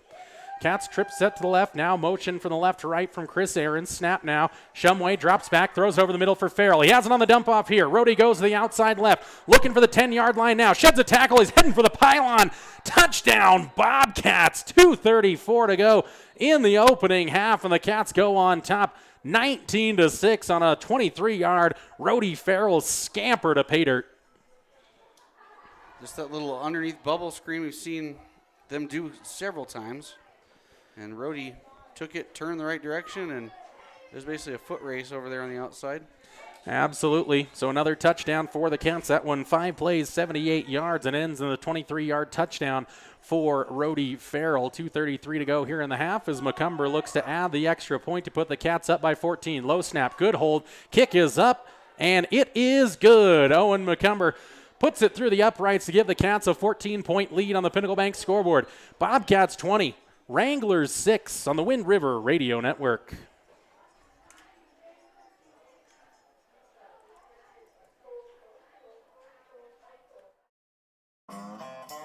One-Eyed Buffalo Brewing Company is proud to sponsor this broadcast of Thermopolis Athletics. Enjoy some of the finest prime rib around at One-Eyed Buffalo every Friday, Saturday, and Sunday. You cannot beat their menu full of mouth-watering items like the bison burger or the many different varieties of mac and cheese. Top it off with one of their locally brewed adult refreshments on tap. One-Eyed Buffalo Brewing Company, 528 Broadway in Thermopolis.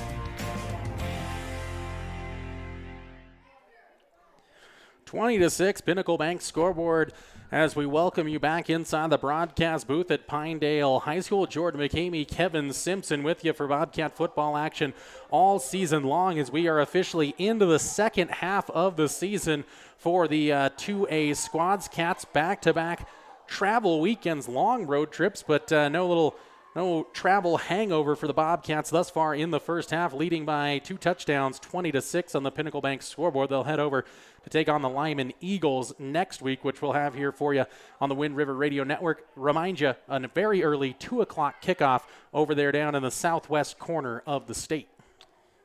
2 o'clock on Lyman. Well, there you go. Well, and you can't play a night game in Lyman because the last time I was there's no lights. There's still no lights. Last time I was there's still no lights. Rhodey Farrell set to kick this one away for the Bobcats. Again, a toe to it. Running underneath it is Owen McMillan. Brings it in on the run at the 18. Heads up the near sideline, and he's drugged down there in the end by the Cats right around the 35-yard line. Looked like Mason Reese got that tackle on the coverage, and they're actually going to mark it at the 36. Thought maybe there was laundry on the ground for a second. They're just waiting for the game ball to come in.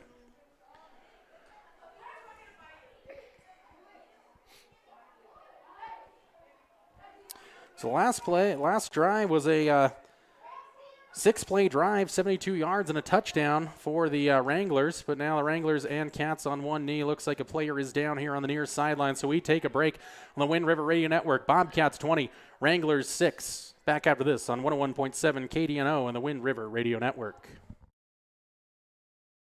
The choice is yours. Sutherland's Friends of the Family Plus Consumer Credit Card lets you choose from 5% off instantly at the register or special financing on qualifying purchases. That means no forms, no waiting, no rebates. You can choose 5% off instantly with your Sutherland's credit card. Got a big project? Choose special financing. The choice is yours with Sutherland's Friends of the Family Plus Consumer Credit Card. Subject to credit approval. Minimum monthly payment required. See store for details. Only at Sutherland's.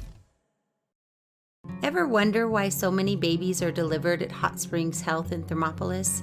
Could it be the exceptional prenatal care offered by our providers? Or our convenient family practice clinics located in Thermopolis, Worland, Basin, Shoshone, and Riverton? Maybe it's our new OB suites with large jetted tub, or maybe it's the place where you know you can find all of this and more.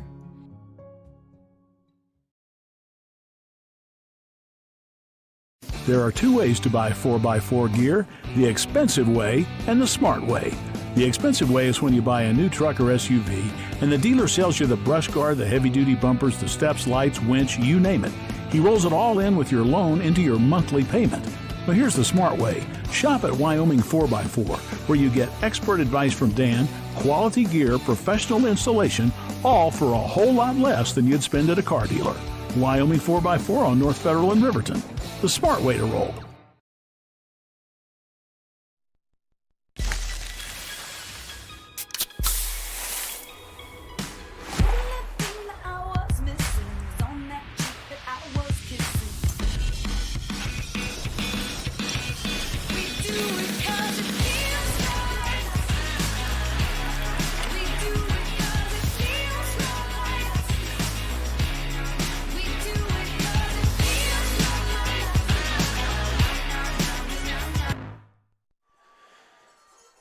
And we're back live in Pinedale, Wyoming. The Wrangler player who was down back up under his own power, so happy to see that as both teams were on a knee, but we'll get back to live action now here with the fourth drive of the game for the Pinedale Wranglers, and they'll start at their own 36. Injured player was Cale Dowan, their touchdown scorer. Got Gray in the backfield, single man there. Now a false start on the line there by, looks like number 69 there, and that's Cordell Lane. Nice.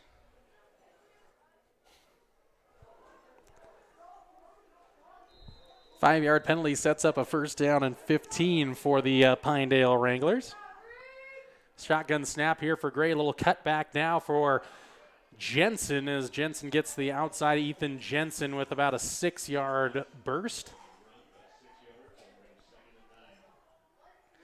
Just 2:15 left here in the half. The Pinedale Wranglers' ideal situation for them is go down and score quickly, get the ball back after half. For the Cats, it's to hold firm here on second down and long, and then maybe on third down and long, if you can get a stop, maybe burn a timeout, see what you can do. Mm-hmm. 2 timeouts left for the Cats. Single coverage on the outside right. Then they'll hand off up the middle for Jensen, and he's wrapped up quickly and taken to the ground by Brody Sorensen. Solo tackle there for Sorensen as he shot through the gap quickly. And now a timeout's going to be taken by Thermopolis. So head coach McPhee going to burn that one. Third down and 9 play coming up on the other side. 1:47 to go in the first half. Cats 20, Wranglers 6 on the Wind River Radio Network. Here in Wyoming, we live by the spirit of the Wild West. Now where the sun's a little brighter, where the snows that fall are a trifle wider, where the bonds of home are a wee bit tighter, that's where the West begins. We're the bank that's with you wherever that spirit, because we're more than a bank in Wyoming.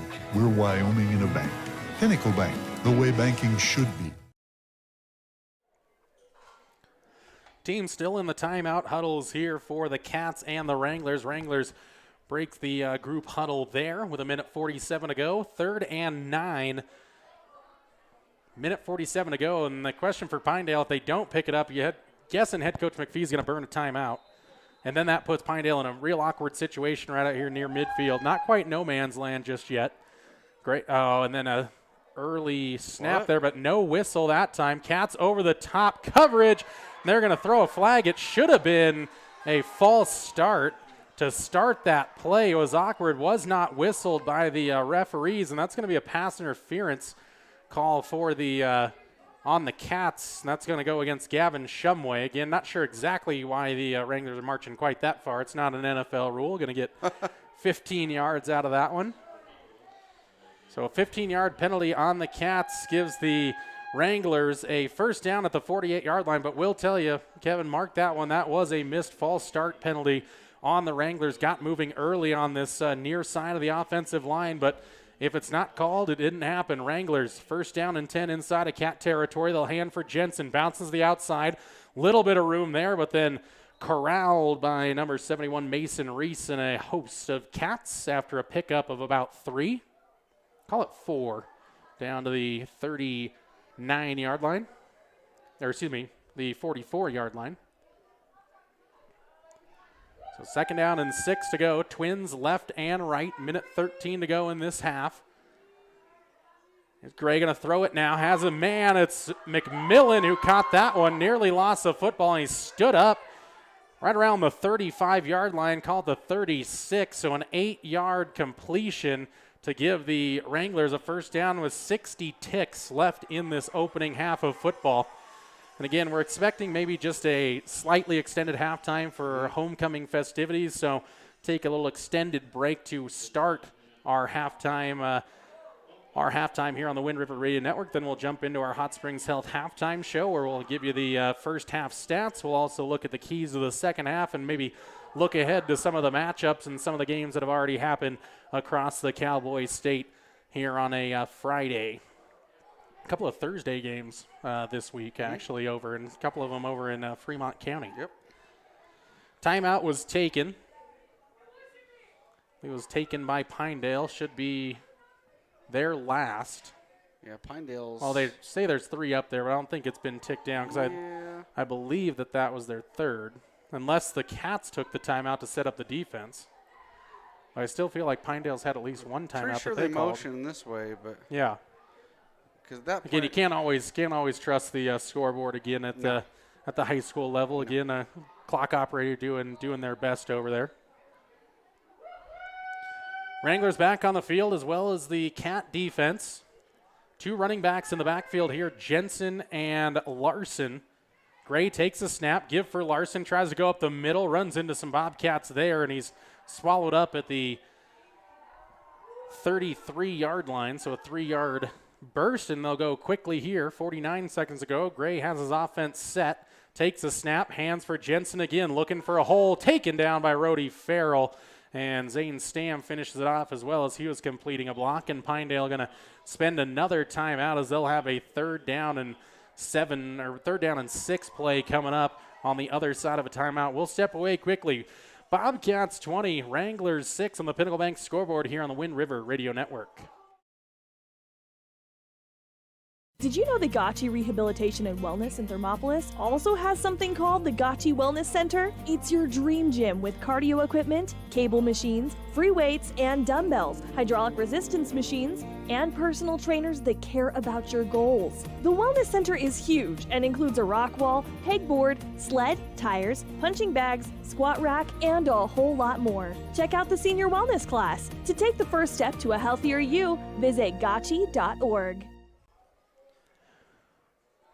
Big play for the Pinedale Wranglers that got them into Cat territory. Now kind of marching forward. They're sitting at the Cat 32-yard line, but no timeouts. 39 seconds to go. The clock will stop for the chains to get set on first downs, but a stop here from the Cats makes it real tough to get the offense set. Twins left and right now for Gray and the Pinedale offense. Jensen, the single man in the backfield. Gray going to throw it to the outside, floats it over one defender, and Jensen is cut up there by Rhodey Farrell. Might have been a loss of 1 on the play there. Sniffed out by the linebacker there, the senior. A good play with 25 ticking away, and Pinedale not in any hurry. Maybe 1 throw to the end zone here. They got to get the play in quickly, though. 18 seconds to go. No real rush here from the Pinedale offense. 15, 13. They're going to change. They're going to make substitutions. This play is not going to get off, Kevin. Unless I don't think they really do have a timeout left. There's no way that they do. And then finally, now apparently they did have a timeout left, because I was going to say if they don't, then that was really poor clock management. But they did have a timeout, and they spend it. Final play of the first half coming up next with the Bobcats on top. 2 touchdowns, 20-6, Pinnacle Bank scoreboard. I'm Travis Winger. I'm a financial advisor with Edward Jones. And we do, I pride myself on helping people with financial planning, achieving whatever goals are most important to them. The most valuable thing you have when it comes to planning for your future is time. The sooner you start and the more detailed your plan is, the better chance of success you have. First-timers are my favorite people to work with because they're hungry to learn, and coming to see me doesn't cost anything. I don't charge for appointments, I don't charge for anything. Come in, talk to me, and all you'll leave with is a little bit more knowledge than you came in with. Edward Jones financial advisor Travis Winger, 435 Arapahoe Street, Thermopolis. Pinedale Wranglers set up for the final play of this first half from their 32-yard line. Have a chance to go to the end zone. Nothing else here as Gray will roll out. Here's to the near side left. Going to look for a player. Throws it up in the air. It's a 50-50 ball. Man open, and it is tipped away in the end by the Bobcats. It looked like Holden Saxton was wide open, but he looks for Sawyer Seifkis, and it is broken up in the back of the end zone. Didn't see who broke that play up. I think Zane Stam was in the area for the Cats. Big play defensively as that one had a chance to hit pay dirt for the Wranglers, but instead the first half comes to a close with a Hot Springs County High School Bobcats leading the Pinedale Wranglers 20-6 on the Pinnacle Bank scoreboard. Hot Springs Health halftime show comes your way next with a stat recap, keys of the second half, and second half football. All next on 101.7 KDNO on the Wind River Radio Network. Thermopolis Hardware and Mercantile is a proud supporter of Bobcats Athletics. There's so much more than a hardware store. You'll find Ashley furniture and decor perfect for your home. There's a great toy selection, as well as tools, kitchen items, grills, and a garden section. That means there's something for everyone at Thermopolis Hardware. Don't forget to check out their variety of custom cabinets, window shading, and flooring. Hi, I'm Karen with Thermopolis Hardware. Buy local, be local. Go Bobcats! For a place to relax, sip on your favorite specialty lattes or tea, and find the best gifts for any occasion, Storyteller is the place for you. Books brimming with compelling stories, gifts for the kids like Legos and coloring projects, and something for your family and friends like hats, jewelry, or a bag of award-winning Mountain Air roasted jackrabbit Java. To learn more, visit StorytellerYO.com or swing by at 524 Broadway in Thermopolis. Gotchi Rehabilitation and Wellness knows what it means to be on top of your game. For over 60 years, Gotchi has led the field in providing physical therapy, occupational therapy, and wellness in Thermopolis and their facilities in Worland, Basin, Powell, Cody, and Shoshone. Whether you're recovering from an injury, deconditioned, post-stroke, or just looking to take control of your health, you'll find years of dedicated experience paired with personal care at Gotchi Rehabilitation and Wellness. Learn more at gotchi.org. One-Eyed Buffalo Brewing Company is proud to sponsor this broadcast of Thermopolis Athletics. Enjoy some of the finest prime rib around at One-Eyed Buffalo every Friday, Saturday, and Sunday. You cannot beat their menu full of mouth-watering items like the bison burger or the many different varieties of mac and cheese. Top it off with one of their locally brewed adult refreshments on tap. One-Eyed Buffalo Brewing Company, 528 Broadway in Thermopolis.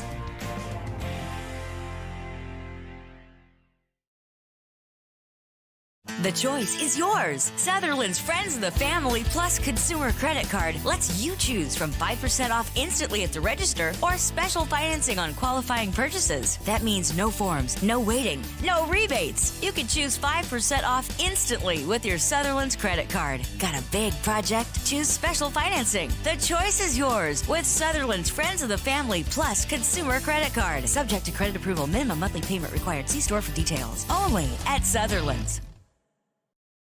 Ever wonder why so many babies are delivered at Hot Springs Health in Thermopolis? Could it be the exceptional prenatal care offered by our providers? Or our convenient family practice clinics located in Thermopolis, Worland, Basin, Shoshone, and Riverton? Maybe it's our new OB suites with large jetted tub, or maybe it's the place where you know you can find all of this and more.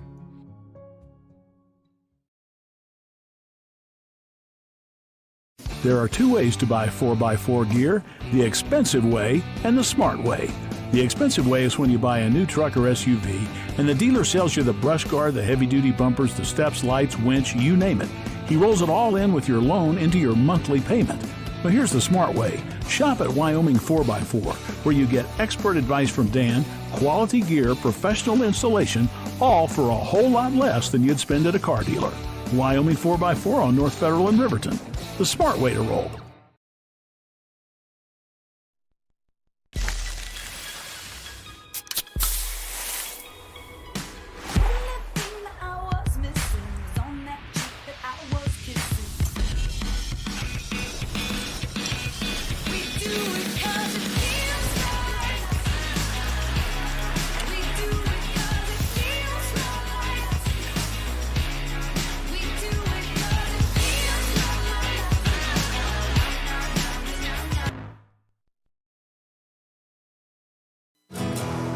Here in Wyoming, we live by the spirit of the Wild West. Now where the sun's a little brighter, where the snows that fall are a trifle whiter, where the bonds of home are a wee bit tighter. That's where the West begins. We're the bank that's with you wherever that spirit, because we're more than a bank in Wyoming. We're Wyoming in a bank. Pinnacle Bank, the way banking should be.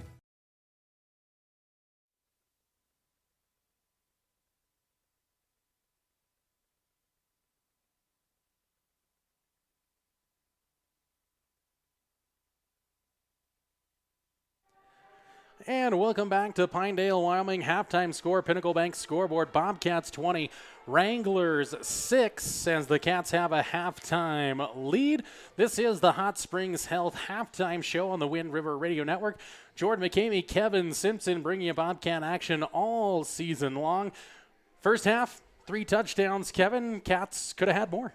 Yeah, like I said, they missed that opportunity on the very first drive with that misdirection pass back across the backfield, and it was intercepted and almost ran back for a touchdown, but Bobcats held strong and kept them out of the end zone, so a little missed opportunity there.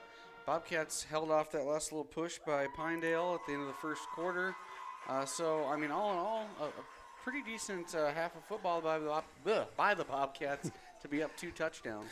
Absolutely. The Cats will enjoy a halftime lead, and again have been moving the ball with pretty good efficiency and really have held the Pinedale Wranglers. Mostly had that one drive that went 6 plays, 72 yards for the touchdown, but big play to end the half, and we found out it was Zane Stam that broke up that play on that final play of the first half to deny a touchdown to the Wranglers, but it was important. They had a man open down there that Gray actually missed. It looked like it was Holden Saxon was open, but he tried to go for McMillan right in the middle of the end zone and unable to complete that one. And again, it's 20-6 in favor of your Bobcats on the Pinnacle Bank scoreboard here on the Hot Springs Health halftime show. Cats in that first half were pretty efficient on the offensive side. Here after a little while on the Hot Springs Health halftime show, Kevin will wrap up those first half stats for you. But we'll take our first break of the Hot Springs Health halftime show now on 101.7 KDNO and the Wind River Radio Network. Did you know the Gotchi Rehabilitation and Wellness in Thermopolis also has something called the Gotchi Wellness Center? It's your dream gym with cardio equipment, cable machines, free weights and dumbbells, hydraulic resistance machines, and personal trainers that care about your goals. The Wellness Center is huge and includes a rock wall, pegboard, sled, tires, punching bags, squat rack, and a whole lot more. Check out the Senior Wellness class. To take the first step to a healthier you, visit gotchi.org. I'm Travis Winger. I'm a financial advisor with Edward Jones, and we do, I pride myself on helping people with financial planning, achieving whatever goals are most important to them. The most valuable thing you have when it comes to planning for your future is time. The sooner you start and the more detailed your plan is, the better chance of success you have. First-timers are my favorite people to work with because they're hungry to learn, and coming to see me doesn't cost anything. I don't charge for appointments, I don't charge for anything. Come in, talk to me, and all you'll leave with is a little bit more knowledge than you came in with. Edward Jones financial advisor Travis Winger, 435 Arapahoe Street, Thermopolis. Welcome back inside the broadcast booth. Jordan McCamey, Kevin Simpson with you on the Hot Springs Health halftime show on 101.7 KDNO and the Wind River Radio Network, streaming to YouTube via yotoday.com. Cats with a 20-6 lead on the Pinnacle Bank scoreboard at the halfway mark. We'll find out how they got there via the stat book, and the man in charge of those is Kevin. All right, let's get one eye look at the stats, brought to you by One Eye Buffalo Brewing Company out of Thermopolis. Here we go. First one we're going to look at is Luke Gray. He's your quarterback tonight. He's rushed the ball twice for -9 yards, but has completed 6 of 7 of his passes tonight so far for 52 yards, no touchdowns, no interceptions. Ethan Jensen, the main ball carrier for the Wranglers tonight, 8 carries, 21 yards. He has also caught 3 balls for 7 yards. The next one I have on our stat sheet, noteworthy, would be Holden Saxon. He's caught 2 passes for 37 yards. Larson has ran the ball twice for no gain. And Dowen, the big guy, 6 carries, 33 yards, and a rushing touchdown for him, no catches. Offensive totals for the Wranglers I have is 45 yards on the ground, 52 through the air, just under 100 yards total offense for the Wranglers at 97. Let's move on over and get one eye look at your Bobcats offensive stats. Gavin Shumway, 4 carries so far this half, 24 yards. He is 9 for 12 through the air, 133 yards, 2 touchdowns, no interceptions in the first half. Rody Farrell, a little change of number for him tonight, number 22. He has 9 carries for 132 yards, 1 touchdown. He's also caught 3 balls for 54 yards and a touchdown for him. Dell Dukes, a couple big plays for him, or one significantly big play for him. He's caught 3 balls, 53 yards, and one of those goes for a touchdown. Armani Dukes chipping in there as well, 1 catch for 10 yards. Chris Aarons threw one pass today, went unsuccessful for the interception, but he has chipped in on the offensive side with 1 catch for 10 yards. And his brother Chris has caught 1 for 6. So a lot of people getting involved in the receiving game early in the first half. Offensive totals for the Bobcats, very, very balanced here in the first half. I've got 153 yards on the ground, 133 through the air, for a total of 289 yards compared to the 97 total yards by the Pinedale Wranglers. And that's how you get One Eye on the Stats, brought to you by One Eye Buffalo Brewing Company. Thank you, Kevin. Appreciate that. Cats, plenty of offense in that first half as they nearly eclipse that 300-yard mark, and we talked about it, and we'll talk a little bit about it more on the keys of the game. The Cats able to finish off some of those drives here in that opening half of football, and the defense has been pretty good so far as they've kind of bottled up this Pinedale offense. And, you know, I think the biggest plays of the first half came literally right after that Aaron's interception. It's returned back by, the tight end, I guess at the time, the DN, Colby Bailey, all the way to the 10-yard line. The Cats push him all the way back to the 17, block a field goal. Some odd stoppage of play forces a re-kick, and they block the field goal again to take back over. Yeah, it was a really weird sequence there after that first offensive turnover by the Bobcats. But great job by the Bobcats shoring it up, and obviously got in there twice to block the field goal attempt and keep them from putting any points on the board at that point in time. So very resilient on the Bobcats, as they could have been easily deflated after that pick and almost a run back of almost 80 yards, I think it was. So good job by the Bobcats. It's been an entertaining opening half of football, about a half dozen minutes till we get going in half number 2. Halftime score on the Hot Springs Health halftime show is the Hot Springs County High School Bobcats 20, the Pinedale Wranglers 6. More Hot Springs Health halftime show action on your way next with the keys to the second half on the Wind River Radio Network. Thermopolis Hardware and Mercantile is a proud supporter of Bobcats Athletics. There's so much more than a hardware store. You'll find Ashley furniture and decor perfect for your home. There's a great toy selection, as well as tools, kitchen items, grills, and a garden section. That means there's something for everyone at Thermopolis Hardware. Don't forget to check out their variety of custom cabinets, window shading, and flooring. Hi, I'm Karen with Thermopolis Hardware. Buy local, be local. Go Bobcats!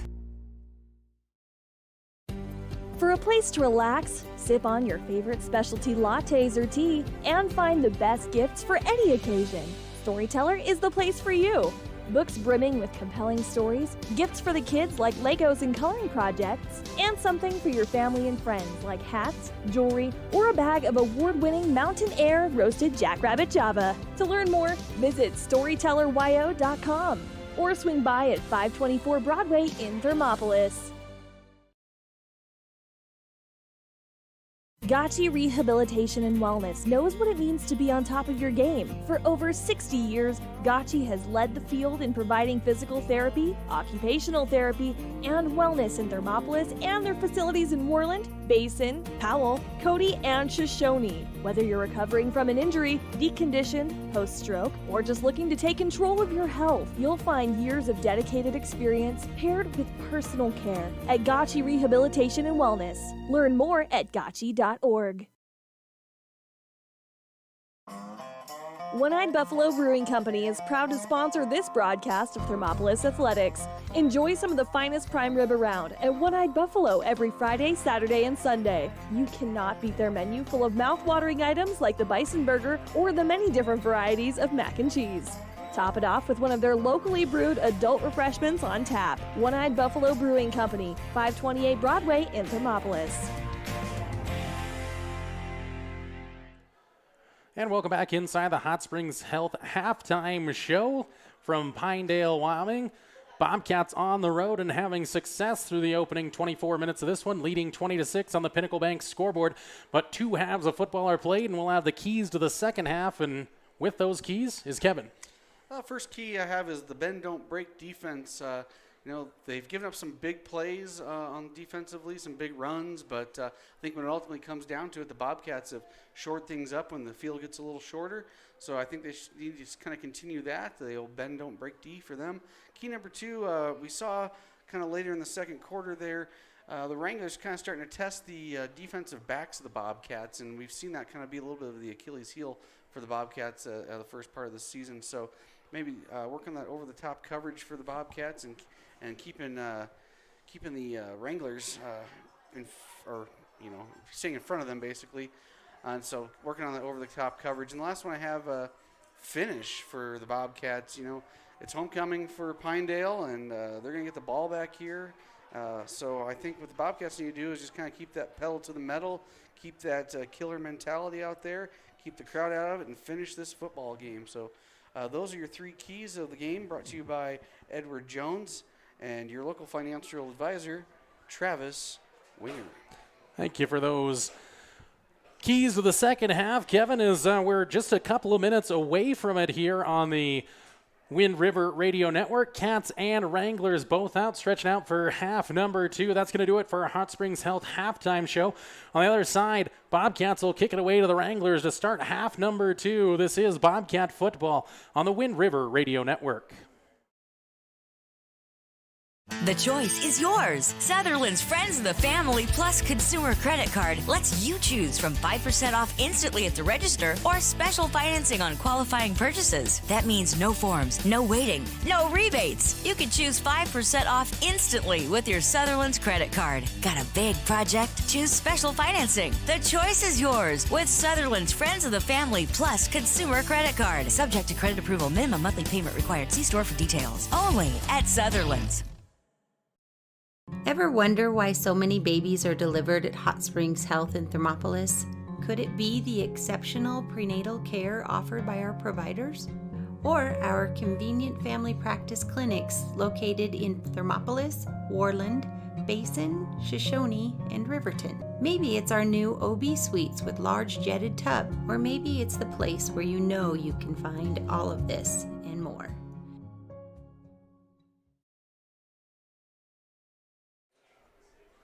And welcome back to Pinedale, Wyoming. Jordan McCamey, Kevin Simpson with you. Our Hot Springs Health halftime show has wrapped up. Cats and Wranglers just about a minute and a half away from getting things going. Let's take a quick look at the prep scoreboard here on a Friday night. Couple of games in week number 5 got going on Thursday night.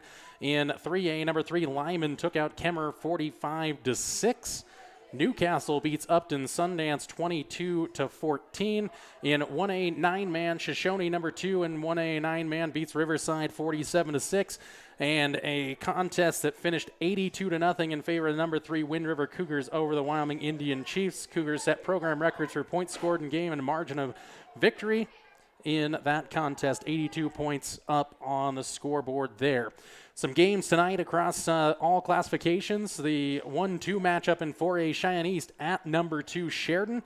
Then Rock Springs is visiting Natrona, Cheyenne South at Cheyenne Central, and Kelly Walsh is at Laramie, and Campbell County is at Thunder Basin. So a couple of inner city battles in 4A football. In 3A, number 2, Star Valley leads Powell 14-0 in the first quarter. Evanston will visit Jackson. Lander at Riverton. Worland plays at Rollins. Green River at number 1 Cody, and then a ranked matchup, number 3 Douglas at number 4 Buffalo.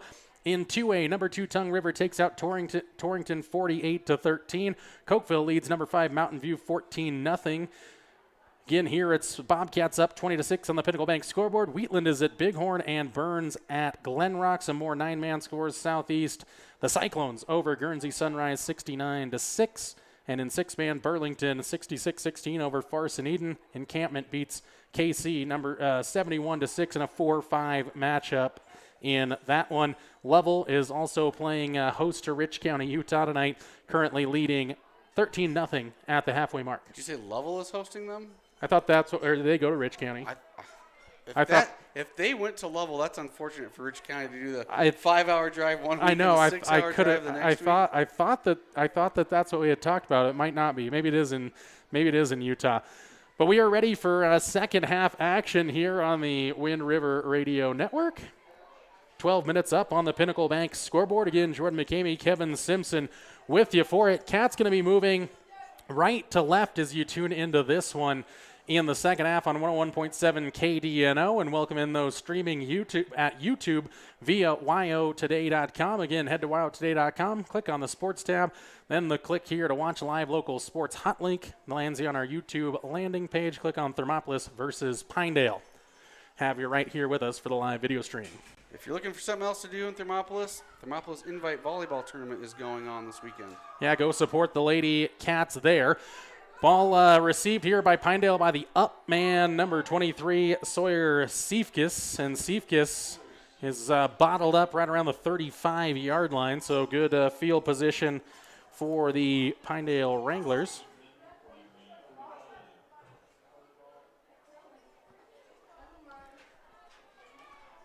Cats will come out defensively here in half number 2. Going to look to get a stop on this first drive. Again, in a 2-touchdown game, this drive for both squads seems very important. See how each team comes out with Luke Gray in the backfield with 2 running backs back there. He'll hand off now on the inside. Look like is that Tucker Watson, number 81, or is that Dowen back out there, 89? It's 81. It is 81, so that is Tucker Watson with his first carry, and he'll gain a yard.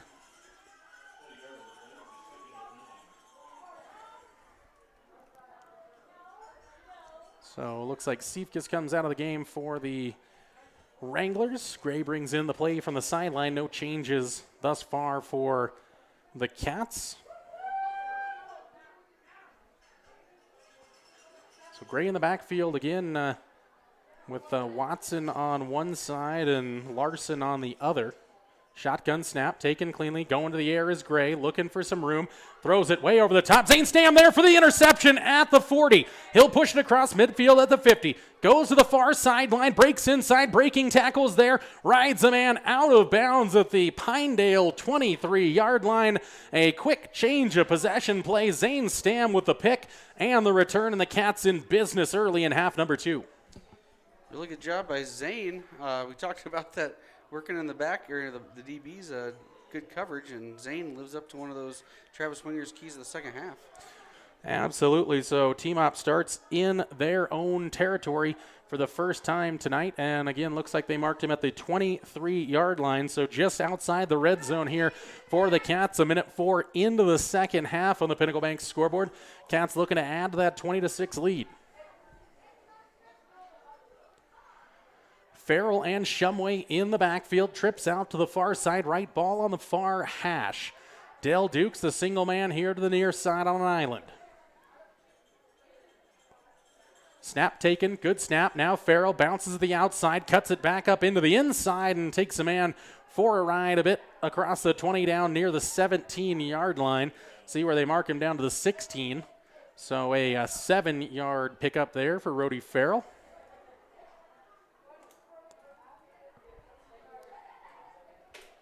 Good positive play to start this drive as the Cats are now inside the red zone. Looking to convert a red zone opportunity after a quick change of possession on the Zane Stam interception. Shumway has it now. 3-step drop, goes inside for Dale Dukes. He catches it in stride and walks into the end zone. Dale Dukes, 16 yards from Gavin Shumway, and the Cats are in the end zone again, leading 26-6, Pinnacle Bank scoreboard. Just a quick little hitter there, and Dell just trotted on into the end zone. A great strike there on just a nice little slant route there. So 2 plays, 23 yards, and a touchdown for the Cats, trying to go up by 21 here, just a minute 16 into the second half. Good snap, good hold, good kick as Owen McCumber puts it through. 27-6 in favor of your Thermopolis Bobcats as they go on top by 3 scores. And Pinedale have it next. This is Bobcat football on the Wind River Radio Network. There are 2 ways to buy Buy 4x4 gear the expensive way and the smart way. The expensive way is when you buy a new truck or SUV and the dealer sells you the brush guard, the heavy-duty bumpers, the steps, lights, winch, you name it. He rolls it all in with your loan into your monthly payment. But here's the smart way. Shop at Wyoming 4x4, where you get expert advice from Dan, quality gear, professional installation, all for a whole lot less than you'd spend at a car dealer. Wyoming 4x4 on North Federal in Riverton. The smart way to roll.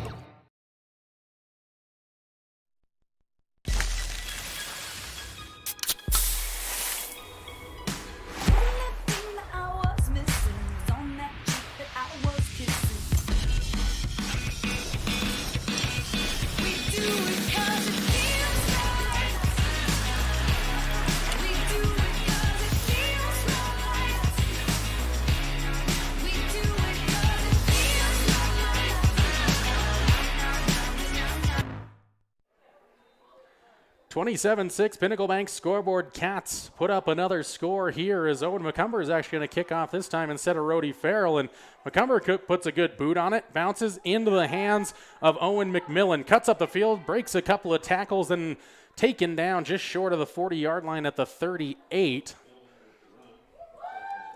So they'll start at their own 38-yard line, will the Pinedale Wranglers. Last possession, 2 plays, interception. Zane Stam took it away. Then the Cats, in their own 2 plays, go 23 yards and a 16-yard strike to Del Dukes. Makes it a 3-score game for the Bobcats.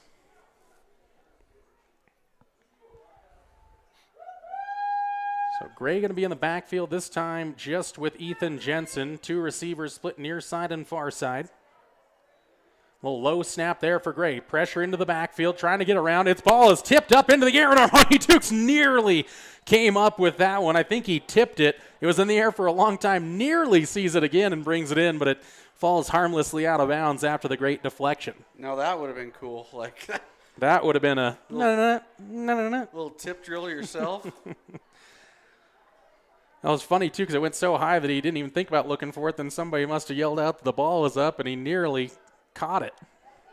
Almost just landed in his hand. Ball on the near side hash. Gray in the shotgun set. Ethan Jensen with him. Give for Jensen now. No, it's going to be a keep for Gray. Gray trying to drag a couple players, and he's taken Armani Dukes for a bit of a ride there. And out near a first down. Going to be marked at the 48-yard line, so a 3rd and 1 upcoming, so a 9-yard pickup by Gray. And again, Dukes had him, had the initial contact, but then somehow got behind him, and Gray kept going downhill there for a 9-yard pickup.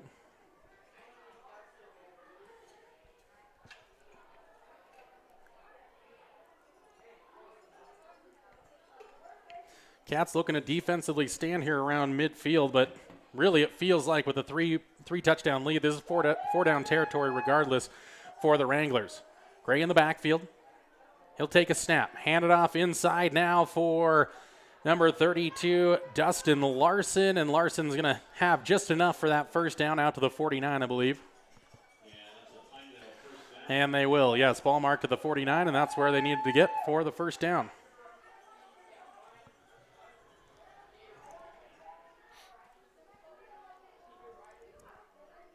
Big first down there for Pinedale, who, again, with that early turnover, if you go maybe quickly, 3 and out or 4 and out, that's a tough place to be. So now first down right near midfield.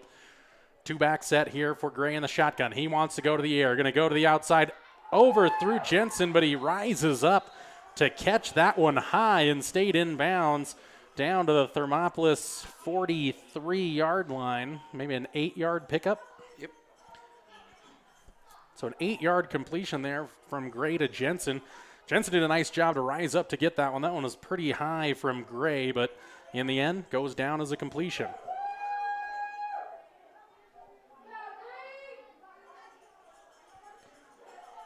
Single receivers this time for Gray. Sets the offensive line, gets a snap, pitch to the outside. Here's Larson. Larson cuts past one Bobcat.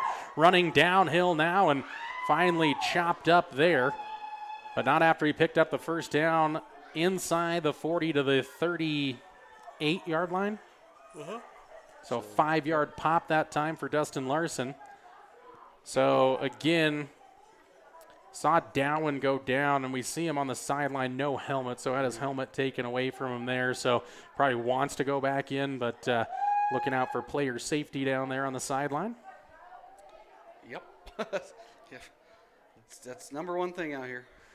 Gray drop back to pass, plenty of time to do it. Underthrow here, chance at an interception, and through the hands that time. Didn't see the number out there. Is that Yarrington out there?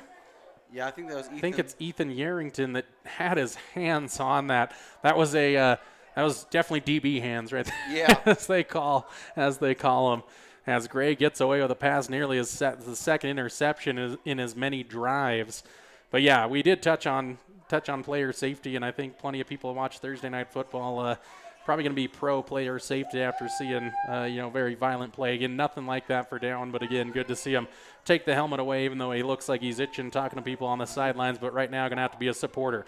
Gray takes the shotgun snap, going to throw it out here into the flat. There is trouble there, is taken down as Holden Saxton, and Saxton is spun down, and all of a sudden the ball is loose, and the Cats have it, and they do call it Cats football. Jessen Bassey somehow comes up with the football. It was in the hands of Holden Saxton, but then all of a sudden it was a quick change of possession. Not sure if it got put on the dirt or if Bassey just ripped it away. Again, now that's a 5-play drive that ends in a fumble. Yeah, I'm not quite sure. I never saw the ball out. And then Well, all yeah, of a sudden, the Pinedale bench is kind of right there to cover it up. Now all of a sudden the head referee is going to bring things here to a stop. Looks like somebody's got an untied shoe, possibly. That was Zane Stam, so he's ready to play now. Big number 60, Logan Defoe, going to have his hand on the football for the shotgun snap. Looking to the sidelines for it.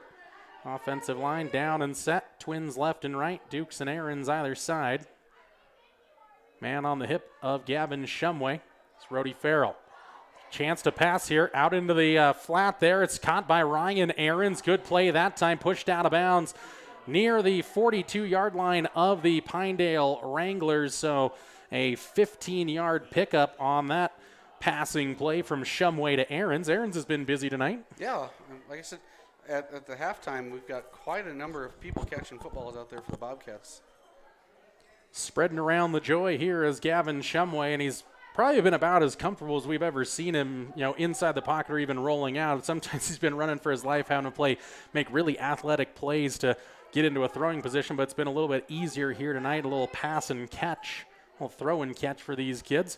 Shumway has a direct snap. He's going to take off there, sheds one tackler, going to try to bounce outside. One cut inside, getting towards the 35-yard line. Hit up, though, at the 37, so a 4-yard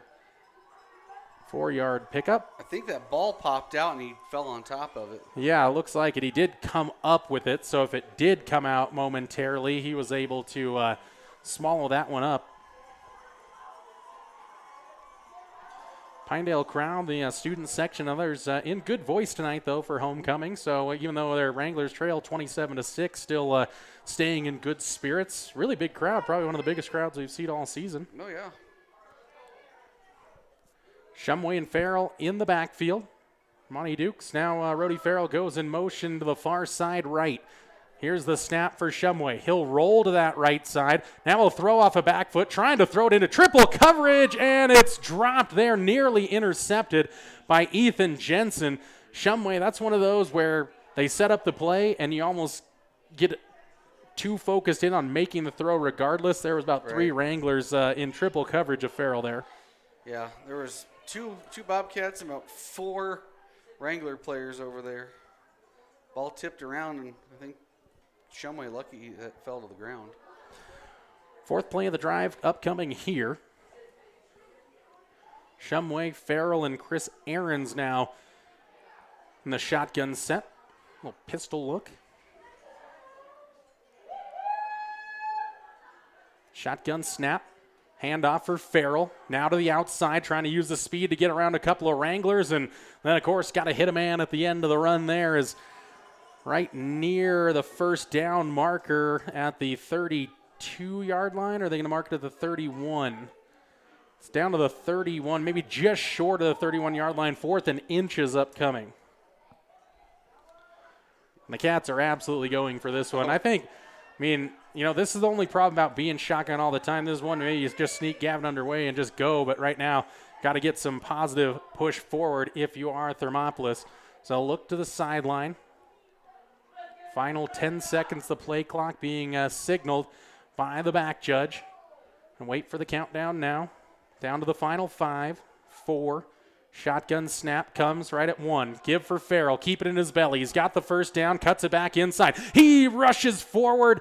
Uses the jets there to get inside the red zone, maybe to about the 18-yard line. If it's at the 18, it's a 13-yard pickup, but see where they actually do mark him. It's like, is it the 17 or the 18? It's like the 17-yard line, so give him 14 yards. There you go. Good rush there by Rhodey Farrell. Again, Shumway does a good job of keeping it inside there for as long as he can, then let Rhodey take it away. Just trying to get that defense to bite. Got to keep them honest. Got to go after both players, and Shumway and Farrell have really worked on that. It's almost like a baton toss in track. They've really got a good good symbiotic relationship. Symbiotic. There's your big word tonight. Ball thrown outside for Rhodey Farrell. That could be a lateral pass. It was loose, but Rhodey Farrell able to get on top of it. That one was a little swing pass set up, and Farrell dropped it, but it was a lateral pass, and that's going to cost the Cats a ton of yardage from the 17 all the way back to the 32, a loss of 15 yards. So an NFL blitz-style first down opportunity coming up. Like that throwback? Oh, man. I'll have to go home and put that in. Yeah, get out the 64. Got it. It's hooked up, baby. There you go. Well, for the Cats, I think you just try to chew off some of this yardage here. Don't have to get it all back in one play. Shotgun snap for Shumway. Give for Farrell. No, keeps it himself on the option. Breaks one tackle, tries to get another, and then he's spun down there and bent over. That's a dangerous tackle right there. But Shumway does pop back up, and he's all right, fortunately. That one looked like a horse collar tackle there from behind. Just fortunate even to get back to the line of scrimmage on that play, too. Yeah, I was going to say, and actually didn't even get back there. Lost a yard back to the 33. So the Cats will see what they decide to do here. Again, maybe go to the air, try to chew up some of this yardage, because Pinedale really starting to crowd the box. Still got 8 in the box here, and some really shallow corners and safeties. Shumway, shotgun set, has it, ball loose for a moment. Now he rolls out to the right, in some trouble, just throws it over the top and out of bounds, incomplete. So 4th down and long. I think the Cats, I don't know, I guess you're at, the 33-yard line. Do you try to hoist one to the end zone? I mean, good as a punt if it gets intercepted, or? Probably. Because, trying to pooch kick it, it's possible it goes in the end zone, then it's a net 12-yard punt, right? Yeah, I think they probably will go. See if they try to get Del Dukes. Almost think that the line's been kind of holding firm. Almost don't like the rollout. It seems like it's actually freeing up the linemen to get to the outside and kind of chase down Gavin. We'll see if they go with something a little different here on 4th and forever. Motion across the field for Pinedale, moving around all over the place. Now the ball's dumped off here for Farrell, trying to break a tackle, does. Now cuts up the field, not going to get the first down, but gets some positive yardage down to the 21-yard line, so an 11-yard exchange between Shumway and Farrell, pretty much as good as a punt if it goes into the end zone. So at the end of the day, you know what? I like that set of that play. Maybe you bust loose. Maybe you get through a hole there and you get it in your most physical player's hands. And 5:22 to go in the third quarter, 27-6. Bobcats lead the Pinedale Wranglers. Sorry for those just joining us. Feel like it's been a minute since I mentioned the time and score. Yeah, I think it's one of those plays that, I think Pinedale's thinking you're going to go for the big hitter down the sidelines and maybe just work something underneath and see if Rhodey could have done something. Luke Gray takes the snap here and he'll hand it off to the outside for Ethan Jensen. Jensen rushes forward, spun down there by Brody Sorensen at the 26-yard line, maybe the 27. See where they mark this. It is the 27, so a 4-yard pickup. Now the referee going to send one of the players, Cade Koval, for the Pinedale Wranglers over to the sideline. Just saw him pick up possibly a bit of an injury there, just coming up a little bit gimpy, but still on his feet.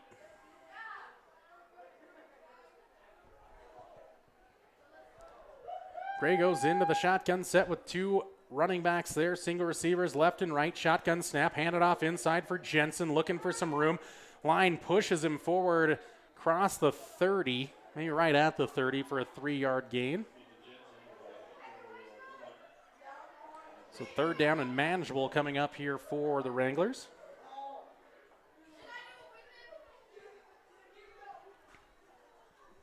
Clock running at 4:56. They're supposed to be running, but not yet running. And now finally does get rolling. Gray, shotgun snap, and again give for Jensen, but he is swallowed up by Sorensen in the backfield. Big stop there. Sends it back to a 4th down and long 4, maybe 5 back to the 29. So 4th down and a long 4 to go. And looks like Pinedale, with just about 16 and a half minutes left in the game, is just gonna go for it here. Yeah, I mean, why not? You're already down 3 scores, so 3 scores, and the defense hasn't really been able to stop the Cats. They've been chewing up tons of time on the offensive side. Gray will take the 4th down snap, has it, fakes the handoff. Now he's into the open field on the outside. He's got the 1st down plus more. Breaking tackles near the 50.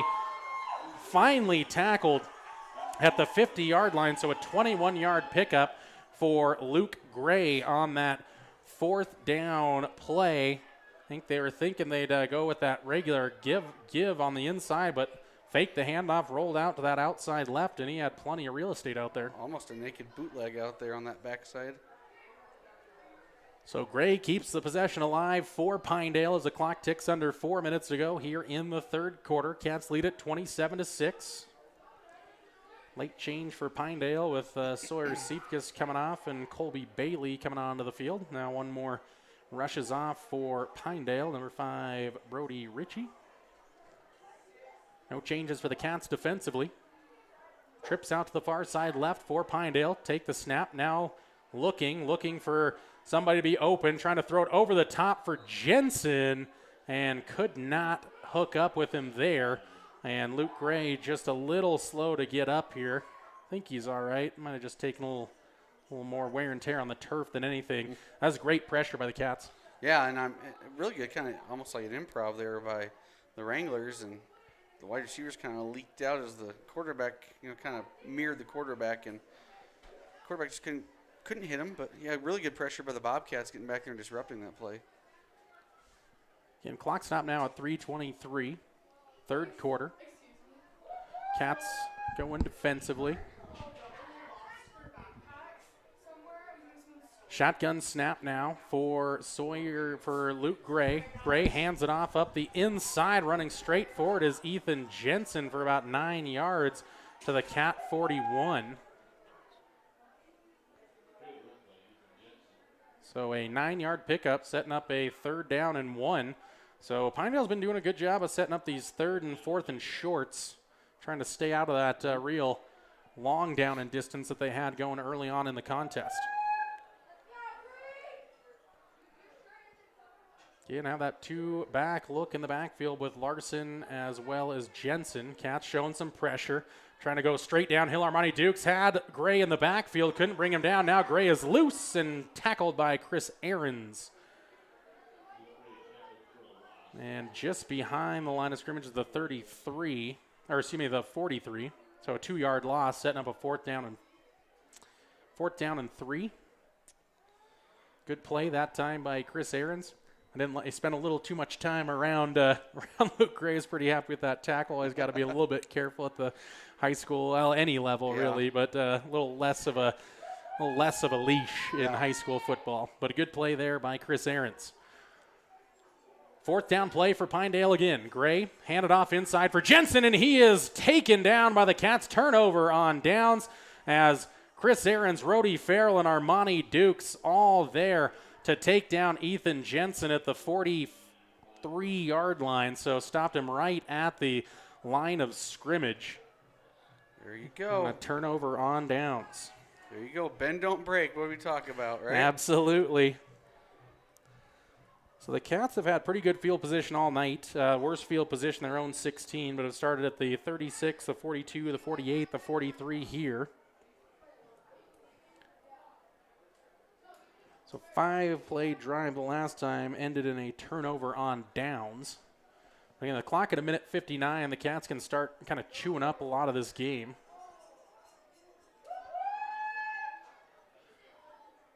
Shotgun snap for Shumway. Keeps it on the fake give for Farrell. He's in some trouble.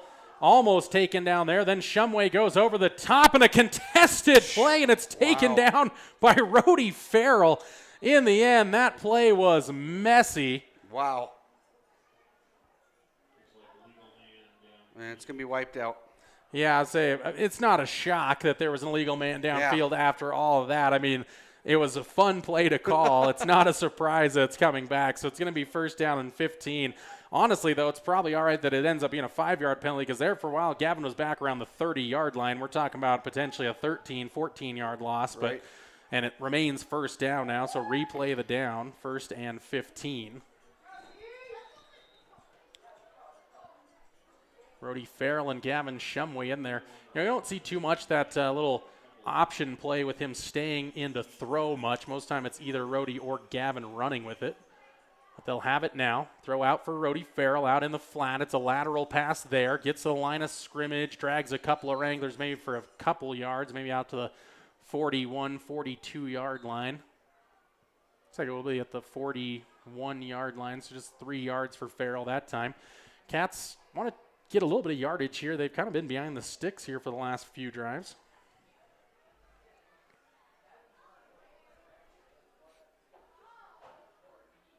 Cats look for that play from the sideline again.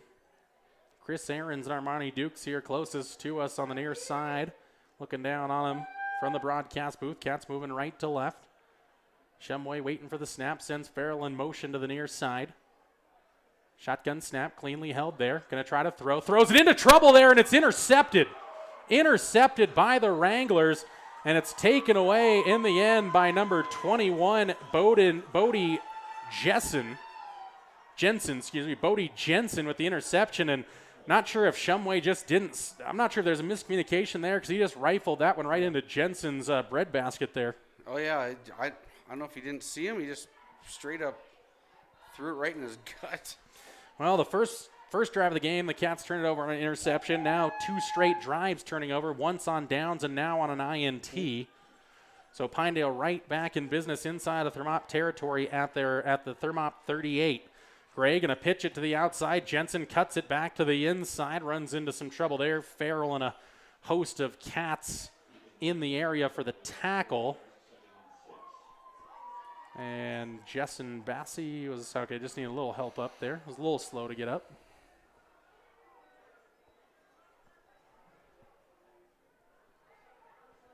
Sun's setting, and it's a little dark out on the field now. It is, and haven't seen the lights flash on either. It is still only 5:53, so got plenty of sunlight left. The shotgun snap's taken by Gray back there. Jensen was hit deep in the backfield, but able to get back to the line of scrimmage. PA announcer's going to give him half a yard. I'm going to give him 0. I was going to say, we don't go in halves here. It's not horseshoes, you know. No.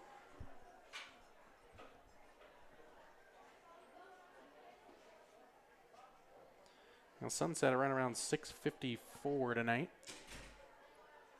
Thank you, Google.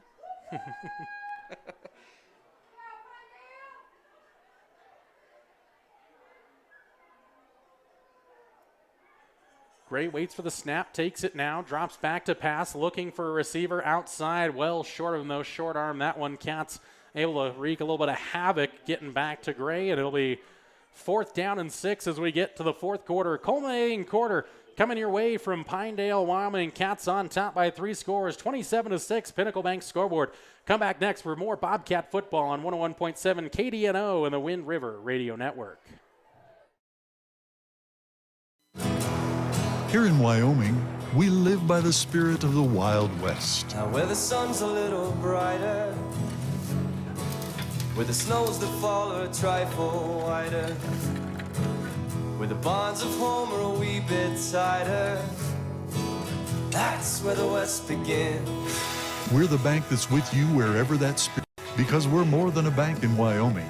We're Wyoming in a bank. Pinnacle Bank, the way banking should be.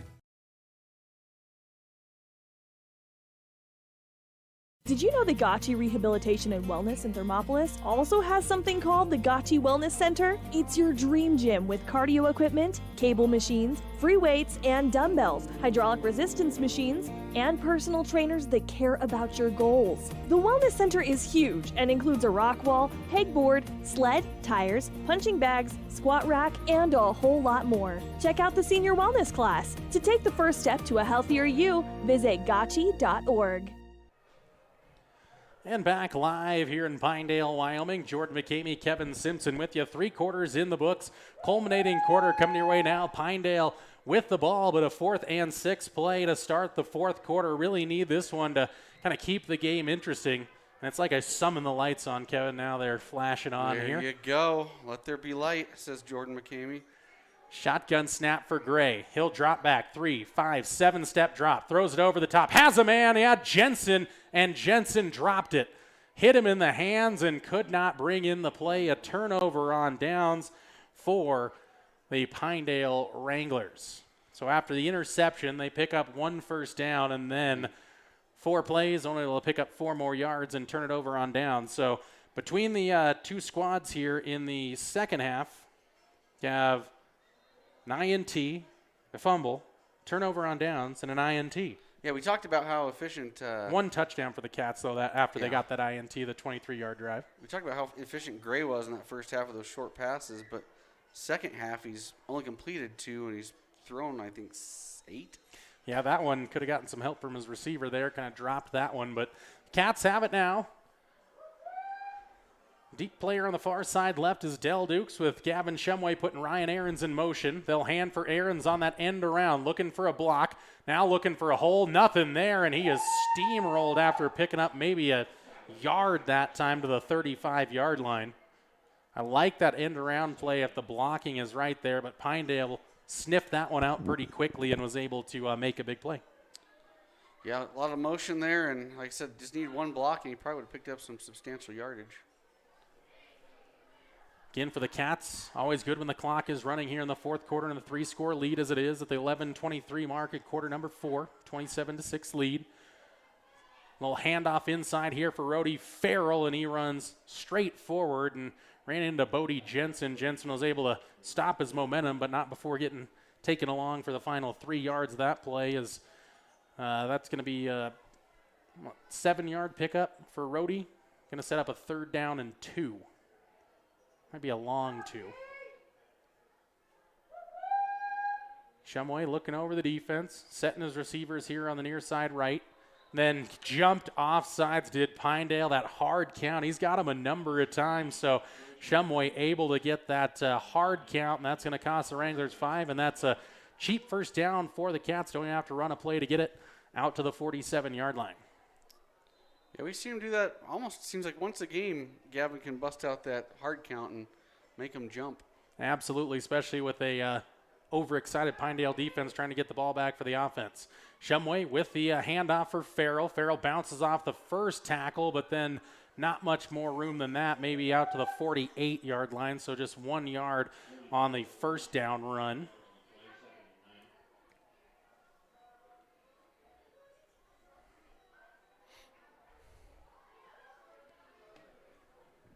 Cats going to send 3 receivers out here to the near side. Ball on the far side hash. So you're going to have Del Dukes on his own on the far side left. Got Farrell and Shumway in the backfield. Cats moving left to right now in the final quarter on 101.7 KDNO.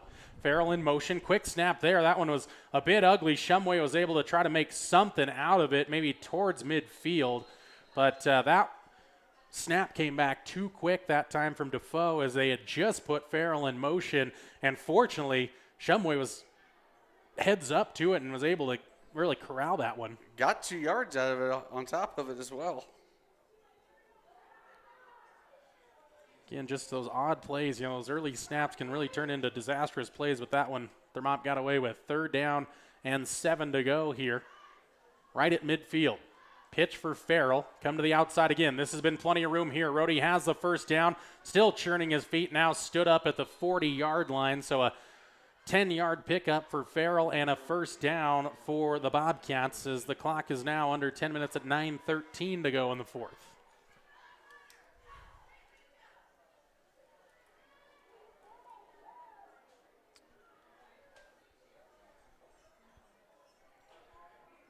Play number 5 of the drive here for the Cats coming up.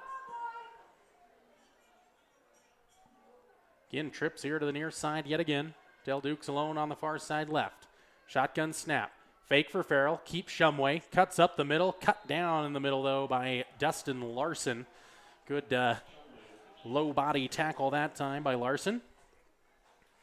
Remember, plenty of game left here, 8:40 to go in the 4th quarter, but don't forget to join us for the Click It or Ticket post-game show. We'll wrap the stats for you. We'll have our player of the game, and, of course, we'll have a talk with the head man in charge, head coach Matt McPhee, and get you prepped for kickoff next week as the Bobcats pay a visit to the Lyman Eagles. Cats set again here inside of Pinedale territory at the 36. Snap for Shumway. He'll fake, go to the outside, quick jump off the line by Larson that time, and nowhere to go for Thermopolis. A little sack that time, loss of 3 back to the 39-yard line.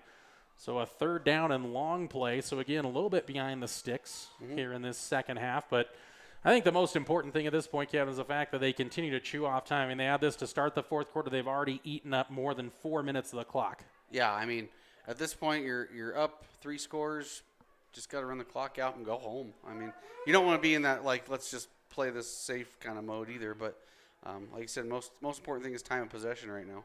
Yeah, no reason to be too daring here. We'll see if head coach McPhee allows Gavin to go to the air here, try to pick up this first down, or if they just try to pound it up the middle again, see if they can chew off the 9 yards with somebody like Rhodey. Snap, they will go to the air here. A little slant pass for Del Dukes. He's got it again. A nice slant pass. Del breaks a tackle at the 25, and he's finally taken down by about 3 or 4 Pinedale Wranglers at the 26-yard line, so a 13-yard pickup.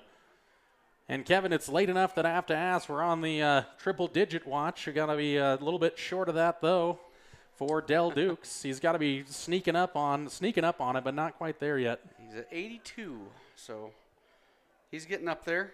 Getting up there. As we mentioned, head coach McPhee mentioned, haven't really had anybody have even 2 weeks of 100-plus yards, and Del Dukes looking to make it 4 in a row. Yep. Shumway takes a snap, give for Farrell. Farrell straight up the middle, barreling over Pinedale Wranglers. Getting all the way to the 17-yard line. And now a timeout going to be taken by Pinedale. 6:58 to go in the 4th quarter. Cats in control, 27-6, Pinnacle Bank scoreboard. Come back next on the Wind River Radio Network. I'm Travis Winger. I'm a financial advisor with Edward Jones. And we do, I pride myself on helping people with financial planning, achieving whatever goals are most important to them. The most valuable thing you have when it comes to planning for your future is time. The sooner you start and the more detailed your plan is, the better chance of success you have. First-timers are my favorite people to work with because they're hungry to learn, and coming to see me doesn't cost anything. I don't charge for appointments, I don't charge for anything. Come in, talk to me, and all you'll leave with is a little bit more knowledge than you came in with. Edward Jones financial advisor Travis Winger, 435 Arapahoe Street, Thermopolis. I got time on that UCLA. 4th quarter action now on the Wind River Radio Network.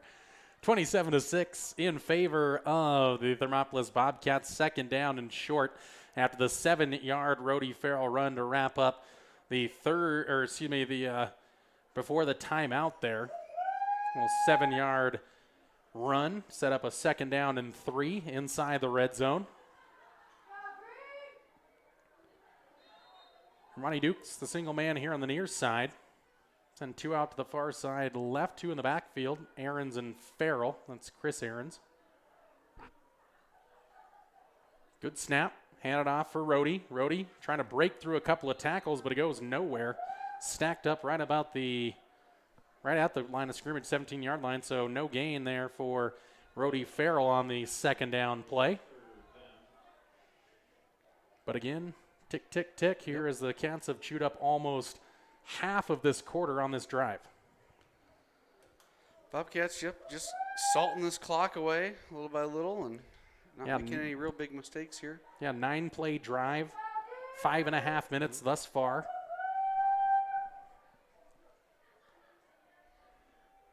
Little fake on the pitch here from Shumway as he tried to fake it one way, kind of juke out the defense, but he was unable to get past the Wranglers, again a gain of nothing. So 4th down and 3 coming up.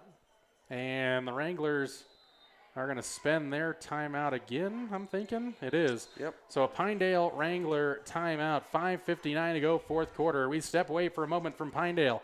Cats 27, Wranglers 6. Pinnacle Bank scoreboard back next on 101.7 KDNO. Thermopolis Hardware and Mercantile is a proud supporter of Bobcats athletics. There's so much more than a hardware store. You'll find Ashley furniture and decor perfect for your home. There's a great toy selection, as well as tools, kitchen items, grills, and a garden section. That means there's something for everyone at Thermopolis Hardware. Don't forget to check out their variety of custom cabinets, window shading, and flooring. Hi, I'm Karen with Thermopolis Hardware. Buy local, be local. Go Bobcats.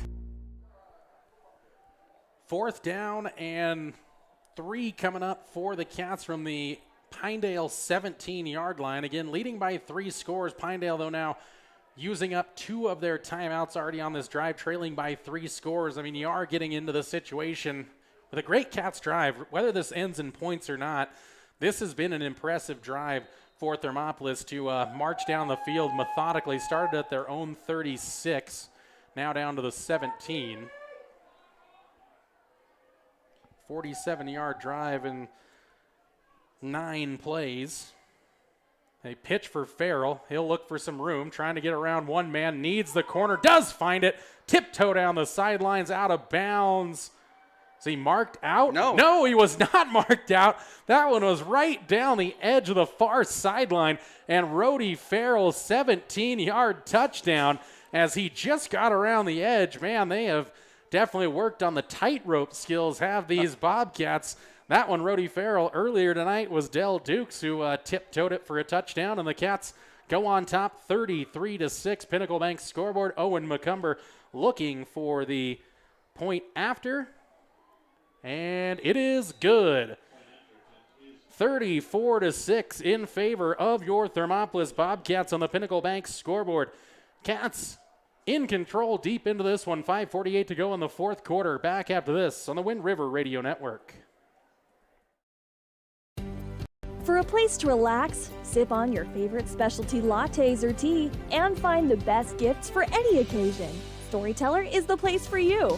Books brimming with compelling stories, gifts for the kids like Legos and coloring projects, and something for your family and friends like hats, jewelry, or a bag of award-winning Mountain Air roasted Jackrabbit Java. To learn more, visit StorytellerYO.com or swing by at 524 Broadway in Thermopolis.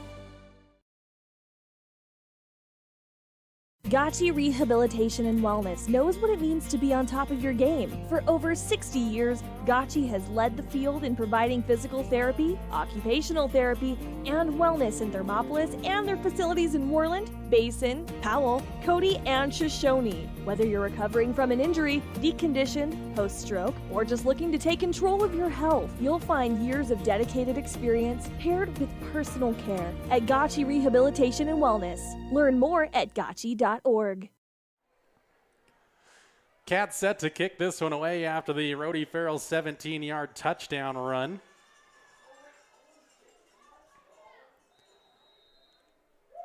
Cats really in control this one, looking for their second straight victory after a homecoming victory last weekend against Rich County, Utah. Now looking for one here, and the ball is loose back as McMillan couldn't handle the kick back there, but now trying to get around some Cats, and he's stacked up at the 25, but still keeps his legs churning forward. A physical run back there, going to go out to the 29-yard line.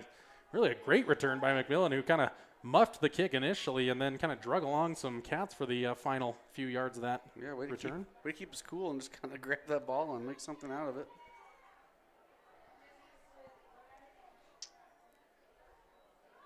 So Pinedale sets up here for a drive at their own 30-yard line.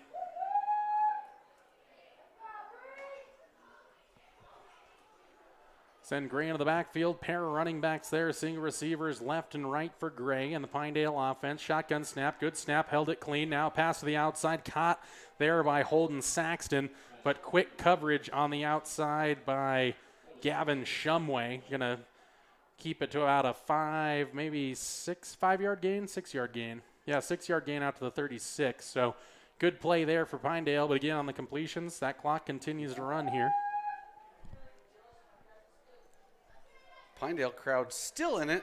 Absolutely.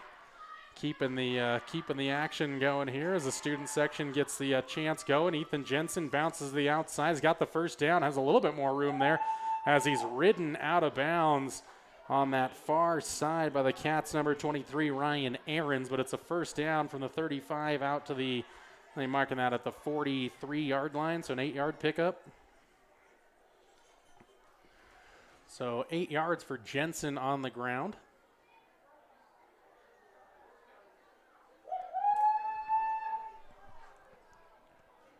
Cats set on the defensive side here.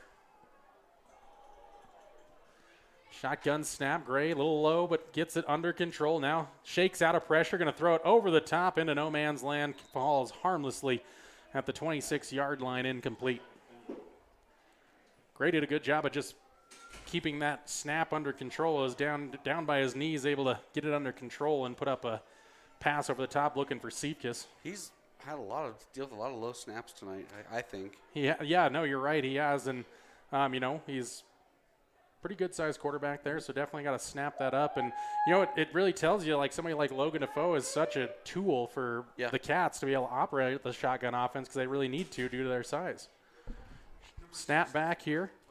Looking for Gray. Gray kept it, but now he's stacked up in the backfield near the 39-yard line, so a loss of 4 that time. Looked like mass confusion in the backfield there for Pinedale that time.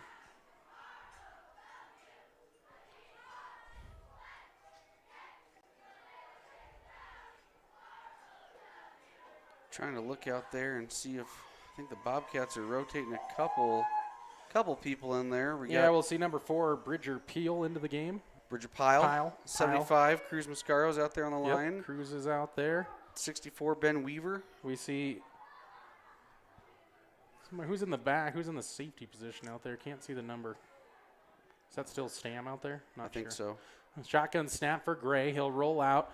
In some trouble now. Got to get around a couple of Bobcats, but not going to be able to do so. And he's wrapped up at the 40-yard line as it's blown dead there. Looked like Coulter Price was in on that play too. We'll give him a yard, and that's still Stam out there. I looked down at his feet because he was wearing those. Those turquoise cleats. Yeah, I couldn't tell. Just want to make sure we get the names of those who came into the game who haven't seen much game action. Ben Weaver, you mentioned into the game, number 64. Yeah, Cruz Mascaro, freshman out there. Good experience here late on in the game, and Pinedale looks like they're going to burn their last time out at the 3:20 mark of quarter number 4. 34-6, Pinnacle Bank scoreboard. Bobcats on their way to the second victory of the season. Hear it culminate next on the Wind River Radio Network. One-Eyed Buffalo Brewing Company is proud to sponsor this broadcast of Thermopolis Athletics. Enjoy some of the finest prime rib around at One-Eyed Buffalo every Friday, Saturday, and Sunday. You cannot beat their menu full of mouth-watering items like the bison burger or the many different varieties of mac and cheese.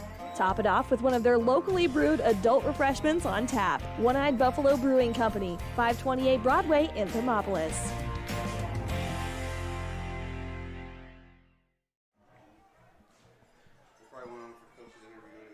34-6, Pinnacle Bank scoreboard. Bobcats trying to put a finishing cherry on the top of this victory on a Friday night. The old cherry on top. Cherry on top of the Sunday. I popped into one of the practices this week, and I think what I heard Coach McPhee say at the end of the practice was those long bus rides home are a lot better when you have a win to go with it. So, absolutely, Cats in good position for that as Gray takes it deep, throw over the top. The only player there is a Bobcat over top with Shumway is looking for Ethan Jensen. Unable to do so, and a turnover on downs. And here for the Cats, they could really, you just run a couple of plays and then it's some kneel downs, really, even with 3:14 to go. No timeouts for the Wranglers. 194 seconds left in this one. Still need 12 yards out of Del Dukes, though. Yeah. I don't think we're going to see that. Matt McPhee is probably aware of things that are happening, and I wouldn't be surprised if he gave him one chance just to get one. Give you one try. Just throw it over the top, and if he catches it, he goes over 100. If not, then you know what? Better luck next time. We'll keep it here on this timeout on the Wind River Radio Network. 101.7 KDNO, streaming via YouTube at yotoday.com. Jordan McCamey, Kevin Simpson delivering you Bobcat football action all season long. We'll remind you next week, mark it on your calendars, a 2 o'clock kickoff over in the southwest corner of the state at Lyman as the Bobcats pay a visit to the Lyman Eagles, the number 3 team in 2A, who took care of business a little earlier today, or was taking care of business in that contest. I'm looking it up right now. 45-6 was the final score. 45-6, yes, and then Newcastle beats Upton Sundance. Just looking at some early scores here. Yeah, and again, friends over at YO Preps. Always a good spot for Wyoming High School scores and updates, especially. They do a good job of covering all sports. It's not just football or just basketball. They do a lot of the periphery sports as well. So tip of the cap to them. Yeah. And into the game for the first time is Stone Pebbles, the freshman quarterback, and he's loose on the outside and picks up the first down of the 25, but we see Laundry on the field. I think that one's coming back. Yeah, I think so too. Coach McPhee gonna make me update my stat sheet, I guess. Got to keep you on your toes, right? Yep. Yeah, it's interesting that Tongue River game when they won 48-13 at Torrington, they were actually down 13-7, rolled off 41 straight. So we're going to hold, and it's going to be past the line of scrimmage, so actually going to lose about 7 yards. So first down and 17 coming up. Also, Cokeville now up 21-0 on Mountain View. No report from the other couple of 2A games. So Stone Pebbles in there, the freshman. Going to take the snap. Going to hand off here now for he's going to keep it. Pyle. He's going to keep it, though, actually on the fake give, and he's taken down after picking up about 4 yards or so. And again, Pinedale crowd staying in it for some tackles. They're getting some other players into the game, one would imagine, although not seeing a lot of changes. Again, the Cats doing a good job. Zane Smith in there, number 51 as well. Again, we mentioned Ben Weaver. Pretty much everybody's seen action now in this game, and honestly, doesn't take a lot of depth to get into every one of the Bobcats players, but still, it's good from the coaching staff. Also, did want to say we are seeing Cody Bomagen out there as well. Yep. So I think we've mentioned everybody on the roster now. We can just start going down the list just to make sure. Coulter Price, the outside receiver. Yep. This time they will give for Pyle. Breaks it outside, now tries to cut it back inside near the 40-yard line, but another flag is down. I think we're going to have holding again on the backside there. I'm not going to name a number, but I saw it.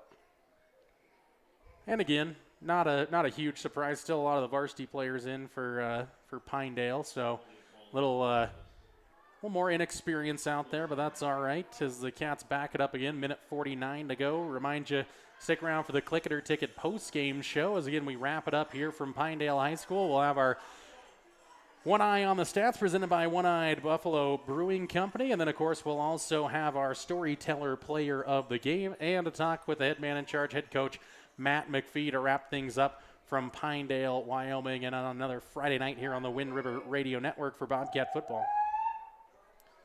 Stone Pebbles remains in there, a second and forever to go here for the Cats. See if they let Stone go to the air. They'll fake the inside. No, they'll give it outside for Pyle, and he is cut down out there by number 22, Jake Hammer. Great football name. Jake Hammer. That's That's a great football name. Drop the hammer. I mean, just puns galore out there for that one. Back to the 41-yard line, so another 6-yard loss. This is a... They need another defensive player named Arm. We could have Arm and Hammer out there. Or Nail. Nail and Hammer. I like Arm. I like... First thing could be Strong. Strong Arm. Yep. So the Cats with a 3rd down and 29. I made the NFL blitz call earlier, but now this is actually really a 30-yard pickup you got to get in NFL blitz. Yeah, I don't think maybe we'll see a throw out of Stone here, but down to 60 seconds left in the game. I think the Cats just probably keep on the ground to keep the clock running. Motion here from the Cats. They'll hand it on an end around now. Here is a run to the outside by Yarrington. Yarrington is kept in bounds now, and the Cats really, it'll be interesting. Technically, they could just let this run out and take the 5-yard penalty and then kick it away, and that'll end the game. But also, sometime the referees will kind of not mind the play clock on these late game we'll see how situations. Serious they are here. Yeah, because Rhodey Farrell, they do need to get it off. So, and again, refereeing crew's done great tonight as holding that clock as the back judge over there. A lot of players in now for the actual punt formation. Regardless, this will be the last play of the game as Farrell will punt it away here with a few seconds left. 4, 3, 2, and 1. And the Cats are victorious here in Pinedale as this one's going to come to a close with a little touch of the football down inside the 10-yard line as the Pinedale player finally jumped on it at the end. So a little late action there. But the Cats are victorious 34-6 over the Pinedale Wranglers. A road victory for the Cats and 2 in a row for head coach Matt McPhee and his Hot Springs County High School Bobcats. Big one here out on the road at Pinedale, 28-point victory in the end on the Pinnacle Bank scoreboard. Click It or Ticket postgame show is coming your way next here on 101.7 KDNO and the Wind River Radio Network. Don't go anywhere.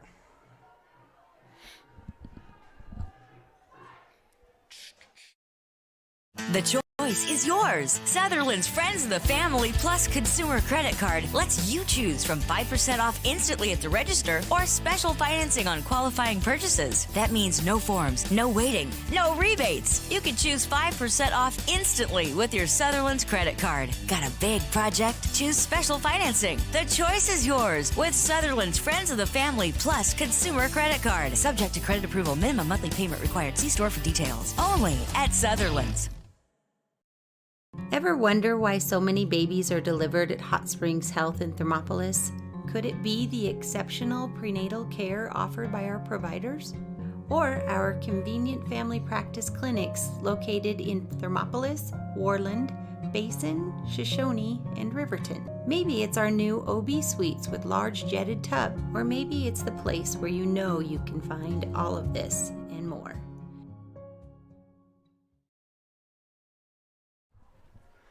And welcome inside the Click It or Ticket postgame show on the Wind River Radio Network, 101.7 KDNO, streaming to YouTube via WyoToday.com.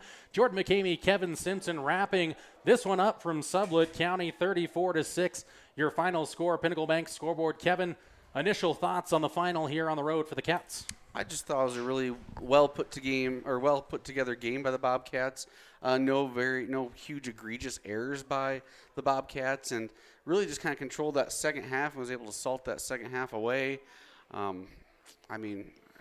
pretty complete game by the Bobcats. A lot of players contributing offensively, a lot of different pass catchers for the Bobcats tonight. So I'm looking down there, the boys are all smiles, so that's a good one for them.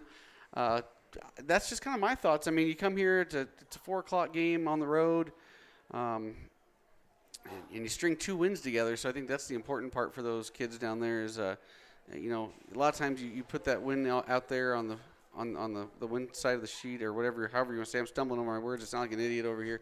What I'm trying to say is a lot of times it comes crashing back down, and that's a real heartbreaker for the kids. So I think more for the morale of the team, getting 2 in a row is a really big thing. Absolutely. Big morale. Then going into a big contest next week against Lyman. Again, a ranked opponent, very good opponent historically in 2A. Played some 3A football as well. So that'll be a trip down to the southwest corner of the state. 2 o'clock kickoff. Do want to remind you, mark your calendars, put it in your phone. 2 o'clock kickoff from Lyman next week. We'll have about a 1:30 pregame show over there in Lyman. So be sure to tune in to that one here on the Wind River Radio Network. 34-6, your final on the Pinnacle Bank scoreboard. Well, time to get one eye on the stats here as we're in the middle of the Click It or Ticket post-game show. I can do whatever you want. Here Absolutely. we go. Let's get one All right. eye on the stats. Why not? We'll start off with the Pinedale Wranglers. Gray, the quarterback tonight, carried the ball 7 times, 16 yards. He did throw the ball 18 times tonight, only completing 9 of those for 61 yards and an interception. No touchdowns for him tonight through the air. Jensen was the main ball carrier tonight, active both carrying the ball and receiving the ball. 15 carries, 47 yards, 4 catches, 15 yards, no touchdowns for him. Let's move on down to Holden Saxton, 4 catches, 38 yards. And then we have, I'm losing the name. The big guy. Dowen. Dowen. He had 6 carries and 31 yards and a touchdown before he was forced from the game with an injury. So a good first half out of him. I think they missed him in the second half. And Watson had 1 carry for 1 yard. And those are really your notable stats for the Wranglers. Offensive totals for the Wranglers, 101 on the ground, 61 yards through the air for a total of 162 yards of offense. Generally, that's not going to get the job done, but we're going to move on over to the Bobcats, and they put up some offensive numbers again tonight, keeping them up there in those offensive stats. Gavin Shumway carried the ball 10 times for 31 yards. He did complete 13 of 19 passes, fairly efficient for him tonight. He did have 188 yards, 3 touchdowns, but threw 1 pick in the game as well.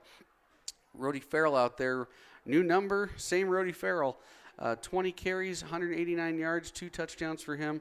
He also chipped in 4 receptions for 65 yards and a touchdown for Rhodey tonight. And I believe so he had 3 touchdowns tonight for Rhodey, so big night for him as well. Dell Dukes does not hit the century mark tonight. He does get 5 for 82 and 2 touchdowns for him. Armani, his brother, caught 1 for 10. Ryan Aarons caught 2 for 25. And he did throw 1 pass that went for an interception. Some of the younger kids getting in late in the game, we called Ethan Yarrington's name, 1 carry, 6 yards. Stone Pebble, 1 carry, 4 yards. And Bridget Pyle, 1 carry, went for a loss of 2. So some of those young guys getting in on the stat sheet as well tonight. So we get an eye on the young kids tonight as well. Offensive totals for the Bobcats, 235 yards on the ground, 188 through the air. So pretty balanced there, equals 423 yards of total offense. So the Bobcats, 423 total offense to 162. And that's how you win a ball game, folks. And that's how you get one eye on the stats, brought to you by One-Eyed Buffalo.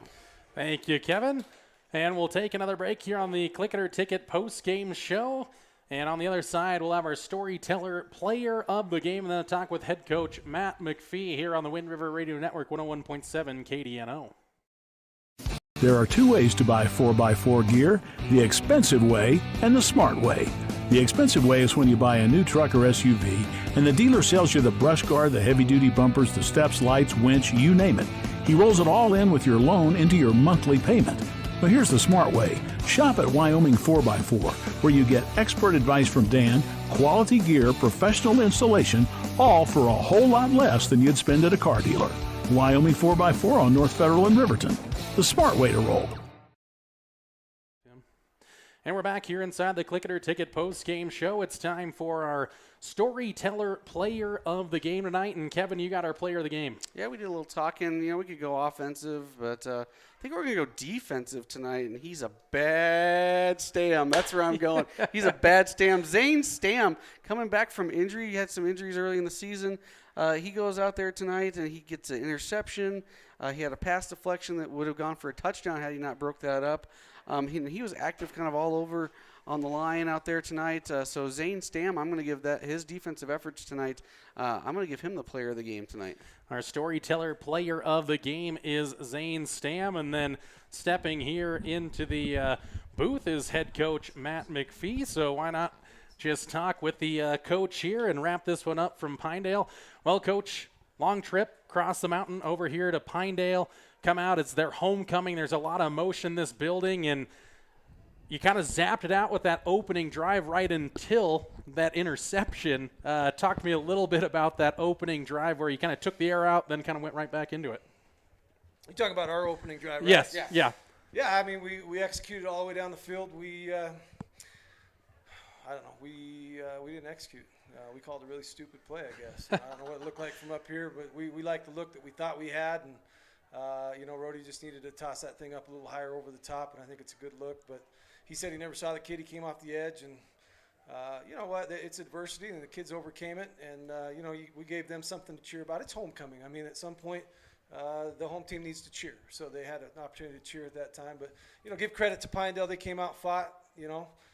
We never really got real comfortable. Going with a 2-score lead at half, but came out, played some good defense in the second half, and weren't able to finish every single drive in the end zone. But at the end of the day, I thought our boys played well. They competed, and it's great to go on. Like you said, it's a long trip, and great to get a win. The bus ride's just a little bit shorter going home. Yeah, a little 2 wins in a row. You'll head to Lyman next week, but focusing on this one here in Pinedale. You mentioned it. The offense has continued to churn out yards and been finishing more. Again, is that just the experience this team building and building as the season progresses? Yeah, I think it is. I mean, you see guys just making plays. I mean, I was talking to our JV coaches Monday, and he was actually racking his brain a little bit, thinking this play call. And, play calling is important, but at the end of the day, plays are designed to win, and the kids got to make plays, and we've got kids that are developing. And, it's also helpful to have kids like Rody Farrell, just find a way to get them the football, and good things happen. I thought Gavin threw the ball well for the most part, made some really good decisions out there. So, we've got 2 seniors that are leading us, and the rest of the group, the young bucks out there, they're starting to pick it up. I thought the O-line played well today. We churned some yards out on the ground, and, at the end of the day, we'll take it. And I think this speaks to your O-line. Is my next point was, and we talked about late the second half, was you guys did a great job of controlling that second half. And we don't track time of possession necessarily up here, but they barely ran plays in the second half, and you guys did a great job of controlling that clock.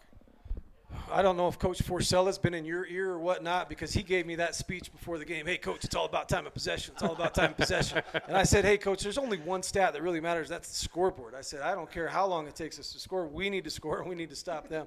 But it is helpful. And, you guys can see from up here, we're, really only playing about 12, 13 kids. So whether they're on the field, they're on the field. But, it's a little less reactionary on offense. So I think it is helpful to sustain drives. And not that the kids aren't working hard on offense, but the energy level is expended more, I think, on defense. So it was good to control the ball a little bit today.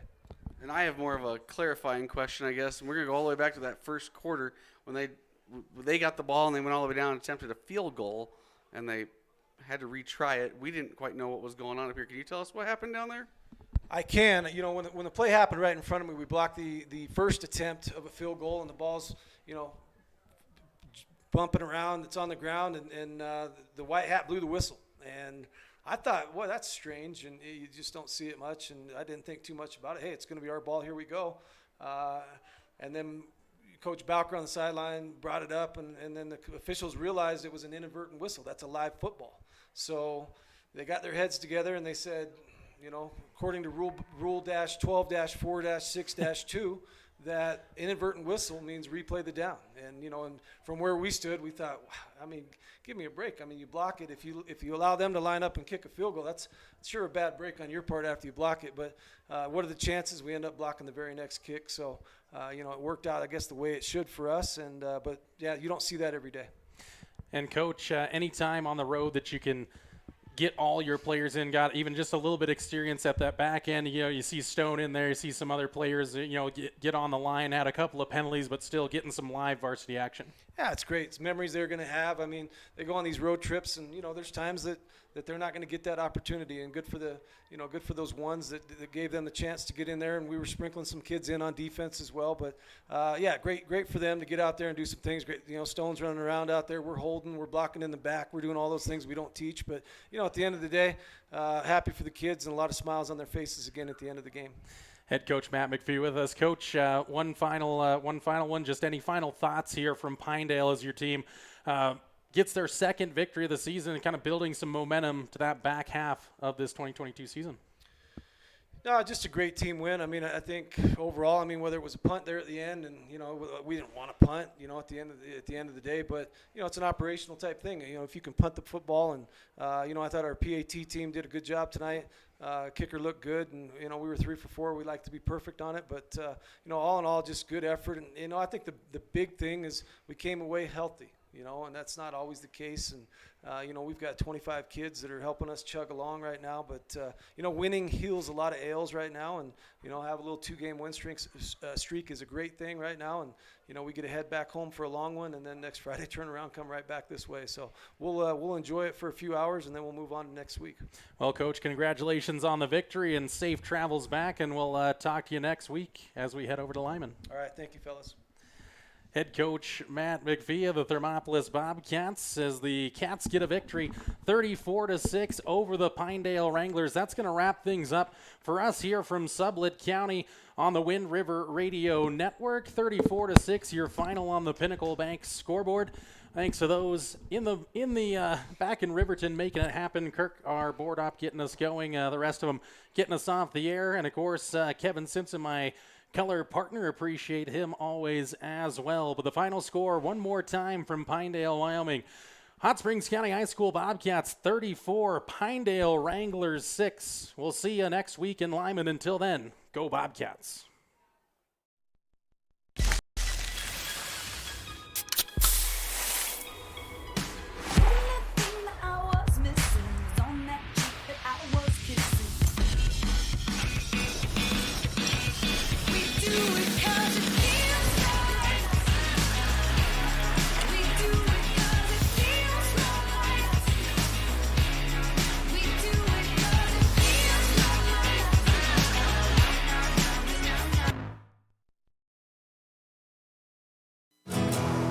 Here in Wyoming, we live by the spirit of the Wild West. Now where the sun's a little brighter,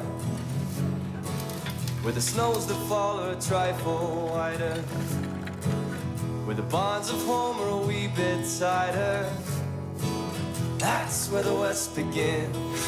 We're the bank that's with you wherever that spirit, because we're more than a bank in Wyoming. We're Wyoming in a bank. Pinnacle Bank, the way banking should be. Did you know the Gotchi Rehabilitation and Wellness in Thermopolis also has something called the Gotchi Wellness Center? It's your dream gym with cardio equipment, cable machines, free weights and dumbbells, hydraulic resistance machines, and personal trainers that care about your goals. The Wellness Center is huge and includes a rock wall, pegboard, sled, tires, punching bags, squat rack, and a whole lot more. Check out the Senior Wellness class. To take the first step to a healthier you, visit gotchi.org. I'm Travis Winger. I'm a financial advisor with Edward Jones, and we do, I pride myself on helping people with financial planning, achieving whatever goals are most important to them. The most valuable thing you have when it comes to planning for your future is time. The sooner you start and the more detailed your plan is, the better chance of success